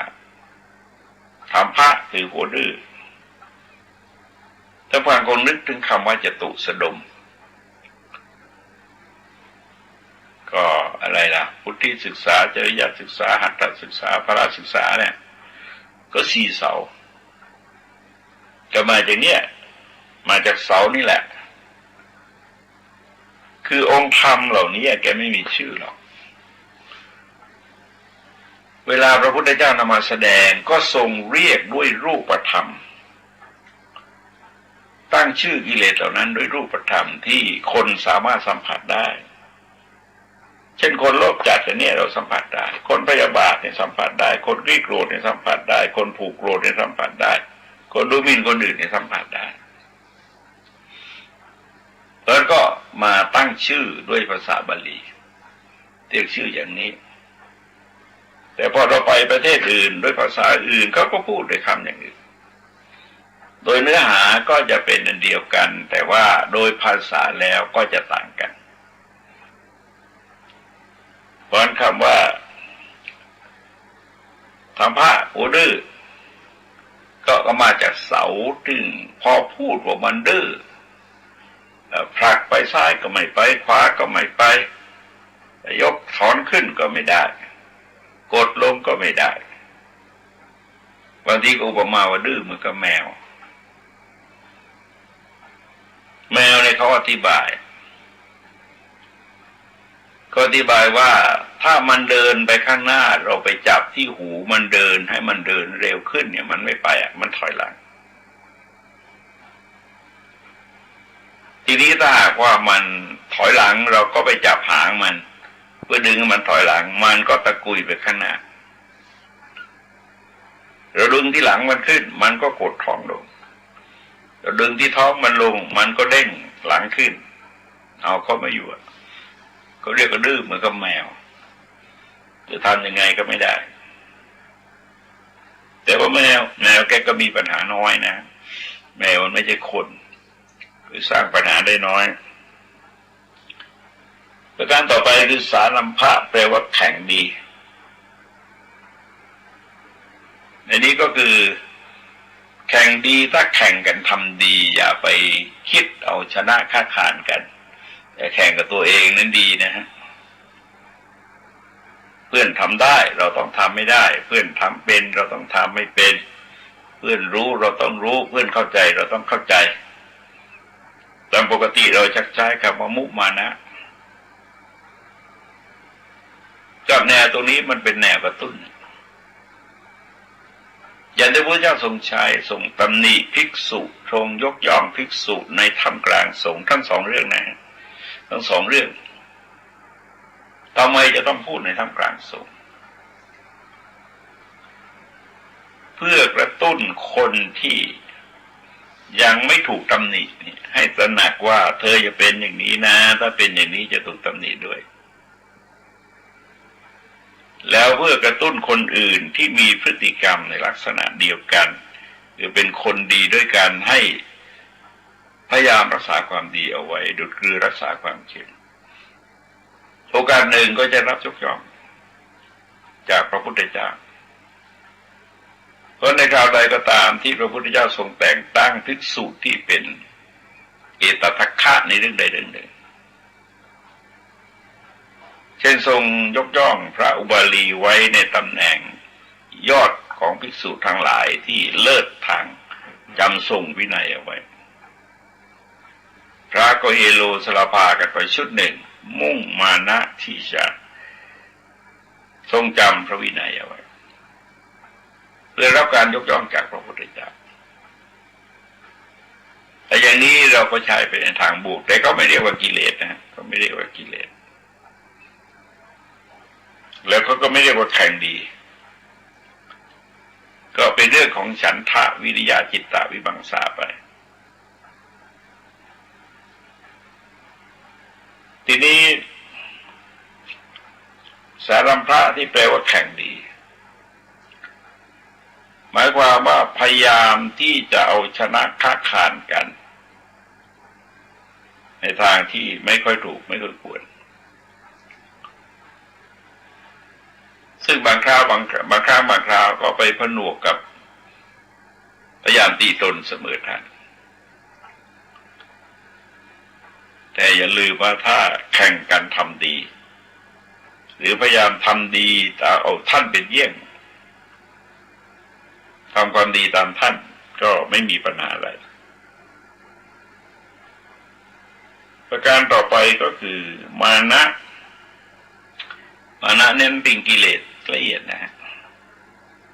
เป็นกิเลสที่ละเอียดเป็นสังโยชน์ระดับสูงคนละได้จริงๆมีเฉพาะพระอรหันต์พระอนาคามีอย่างละไม่ได้เลย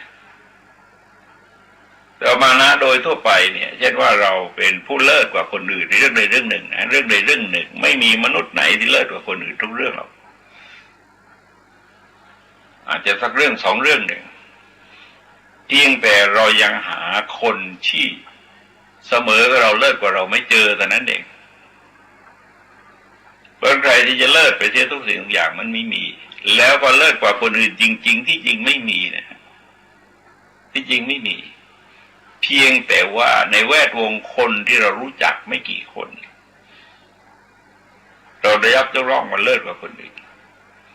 ก็ทำนองได้แรกกับประกวดนางสาวไทยอะไรนางงามโลกหรือว่านางงามจักรวาลอะไรต่างๆก็ที่จริงไม่จริงเท่านั้นคนเยอะไปจะเป็นประกวดไม่กี่คนเองเราจะรู้ได้ยังไงว่างามที่สุดในโลกงามที่สุดในจักรวาลเอาจักรวาลเนี่ยประกวดในโลกเดียวแต่นั้นเองจะเรียกว่าจักรวาลยังไงดาวดวงเดียวจะเรียกว่าจักรวาลมันก็ต้องประกวดมนุษย์ต่างดาวด้วยแต่นี่ก็เป็นโวหารของชาวโลกที่เพลินๆนะฮะพูดเพลินๆแต่เราไม่คิดถึงปัญหาข้อเท็จจริงว่าไม่จริงเลยสักข้อนึงเพียงการกิจกรรมของคนกลุ่มหนึ่งเท่านั้นเองแต่เวลาตั้งชื่อเนี่ยไปครอบ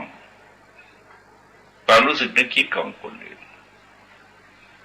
สังคมก็ไม่อยากจะต่อรอต่อเถียงก็คล้อยตามไปแล้วก็กลายเป็นคลื่นกระทบฝั่งไปแต่ถ้าเรามองถึงข้อเท็จจริงแล้วมันไม่มีความจริงเพราะมานะเนี่ยบางทีเราเลิศกว่าเขาในด้านใดด้านหนึ่งเราก็คิดว่าเราเลิศกว่าเขาพอเลิศกว่าเขามันชักจะเลิศมากไปหลายเรื่องไปแล้วก็กลายเป็นปัญหาก็อาจจะนำไปสู่การดูหมิ่นท่านแล้วก็อีกอย่างหนึ่งเราเลิศกว่าเขาจริงแต่เราไปตีว่าเราเสมอกับเขาเราเลิศกว่าเขาแต่เราไปคิดว่าเราด้อยกว่าเขาก็ทำให้สูญเสียความเชื่อมั่นในตัวเองไม่กล้าคิดไม่กล้าทำไม่กล้าตัดสินใจอย่างในสังคมเรามีคนดีเด่นดังเยอะที่จะเอาเป็นตัวอย่างเนี่ยแต่เราไปคิดว่าเราทำไม่ได้ทำไม่เป็นไม่รู้ไม่เข้าใจยังไม่ได้ลองนะยังไม่ลองแต่เราคิดว่าเราอยู่ในฐานะอย่างนั้นหรือบางทีเราก็เสมอกับเขาแต่เราคิดเราเลิศกับเขาเราเสมอเขาหรือเราเลวกับเขาเราเลวกับเขาก็คิดว่าเราเลิศกว่าเขาหรือเสมอเขาเลวกว่าเขาเลวกว่าเขาทั้งหมดเนี่ยมันทำให้จิตใจเนี่ยแข็งกร้าวหรือว่าซึมเศร้าหดหู่เพราะไปยอมจำนนหมดไปคำว่าไม่รู้ไม่ได้ไม่เป็นไม่เข้าใจเนี่ยแต่ละอย่างเนี่ยมันชะงักหมดเพราะคนไม่เชื่อมั่นในตัวเองไม่เคารพตัวเองประการต่อไปอติมานะคือดูหมิ่นท่านดูหมิ่นเรื่องรูปร่างดูหมิ่นเรื่องโภคภัณฑ์ดูหมิ่นเรื่องสกุลดูหมิ่นเรื่องความรู้ดูหมิ่นผิวดูหมิ่นโอ้ยสารพัดเรื่องที่จะเอามาดูหมิ่นคือบางทีมันฝังรากอย่างลึกอยู่แล้วก็พอถึงจุดหนึ่งเนี่ยอย่างกระแสประธานาธิบดีสหรัฐอเมริกาคนปัจจุบันเนี่ยเราจะเห็นว่าตอนนั้นกระแสฟีเวอร์เลยฟีเวอร์คนสีผิวกับผู้หญิงแล้วก็คิดหมายกันว่าไม่ผู้หญิงก็คนผิวสีแหละแล้วเสร็จแล้วก็ออกมาที่คนผิวสีก็เลยเนี่ยคนก็เกิดที่ดูหมิ่นขึ้นมาก็พยายามริดรอนสร้างข่าวบั่นทอนความรู้ความสามารถอะไรต่างๆคล้ายๆกับเพื่อนทำงานมาสัก5 ปีเพื่อนทำงานมาก็ไม่เท่าไหร่นะฮะก็ยังไม่ถึง2 ปีเดือนมกราก็ถึง2 ปีนี่ก็แสดงให้เห็นถึงอาการดูหมิ่นแต่ว่าดูหมิ่นผิวอะดูหมิ่นผิวไปทีนี้จะไปพูดเรื่องผิวมันก็หาว่าเหยียดผิวอีกแล้วก็พูดเรื่องการงานวิพากษ์วิจารณ์ว่าได้ทั้งนั้นแหละเรื่องจะวิจารณ์ว่าได้ทั้งนั้นแต่ว่ามันทำด้วยความสุจริตใจจริงใจมากน้อยแค่ไหนเพียงไรเท่านั้นเองต้องฟังทั้งหลาย ที่สุดนี้ขอความเจริญงอกงามไพบูลย์ในธรรมจะมีแต่ท่านผู้ฟังทั้งหลายโดยทั่วกันสวัสดี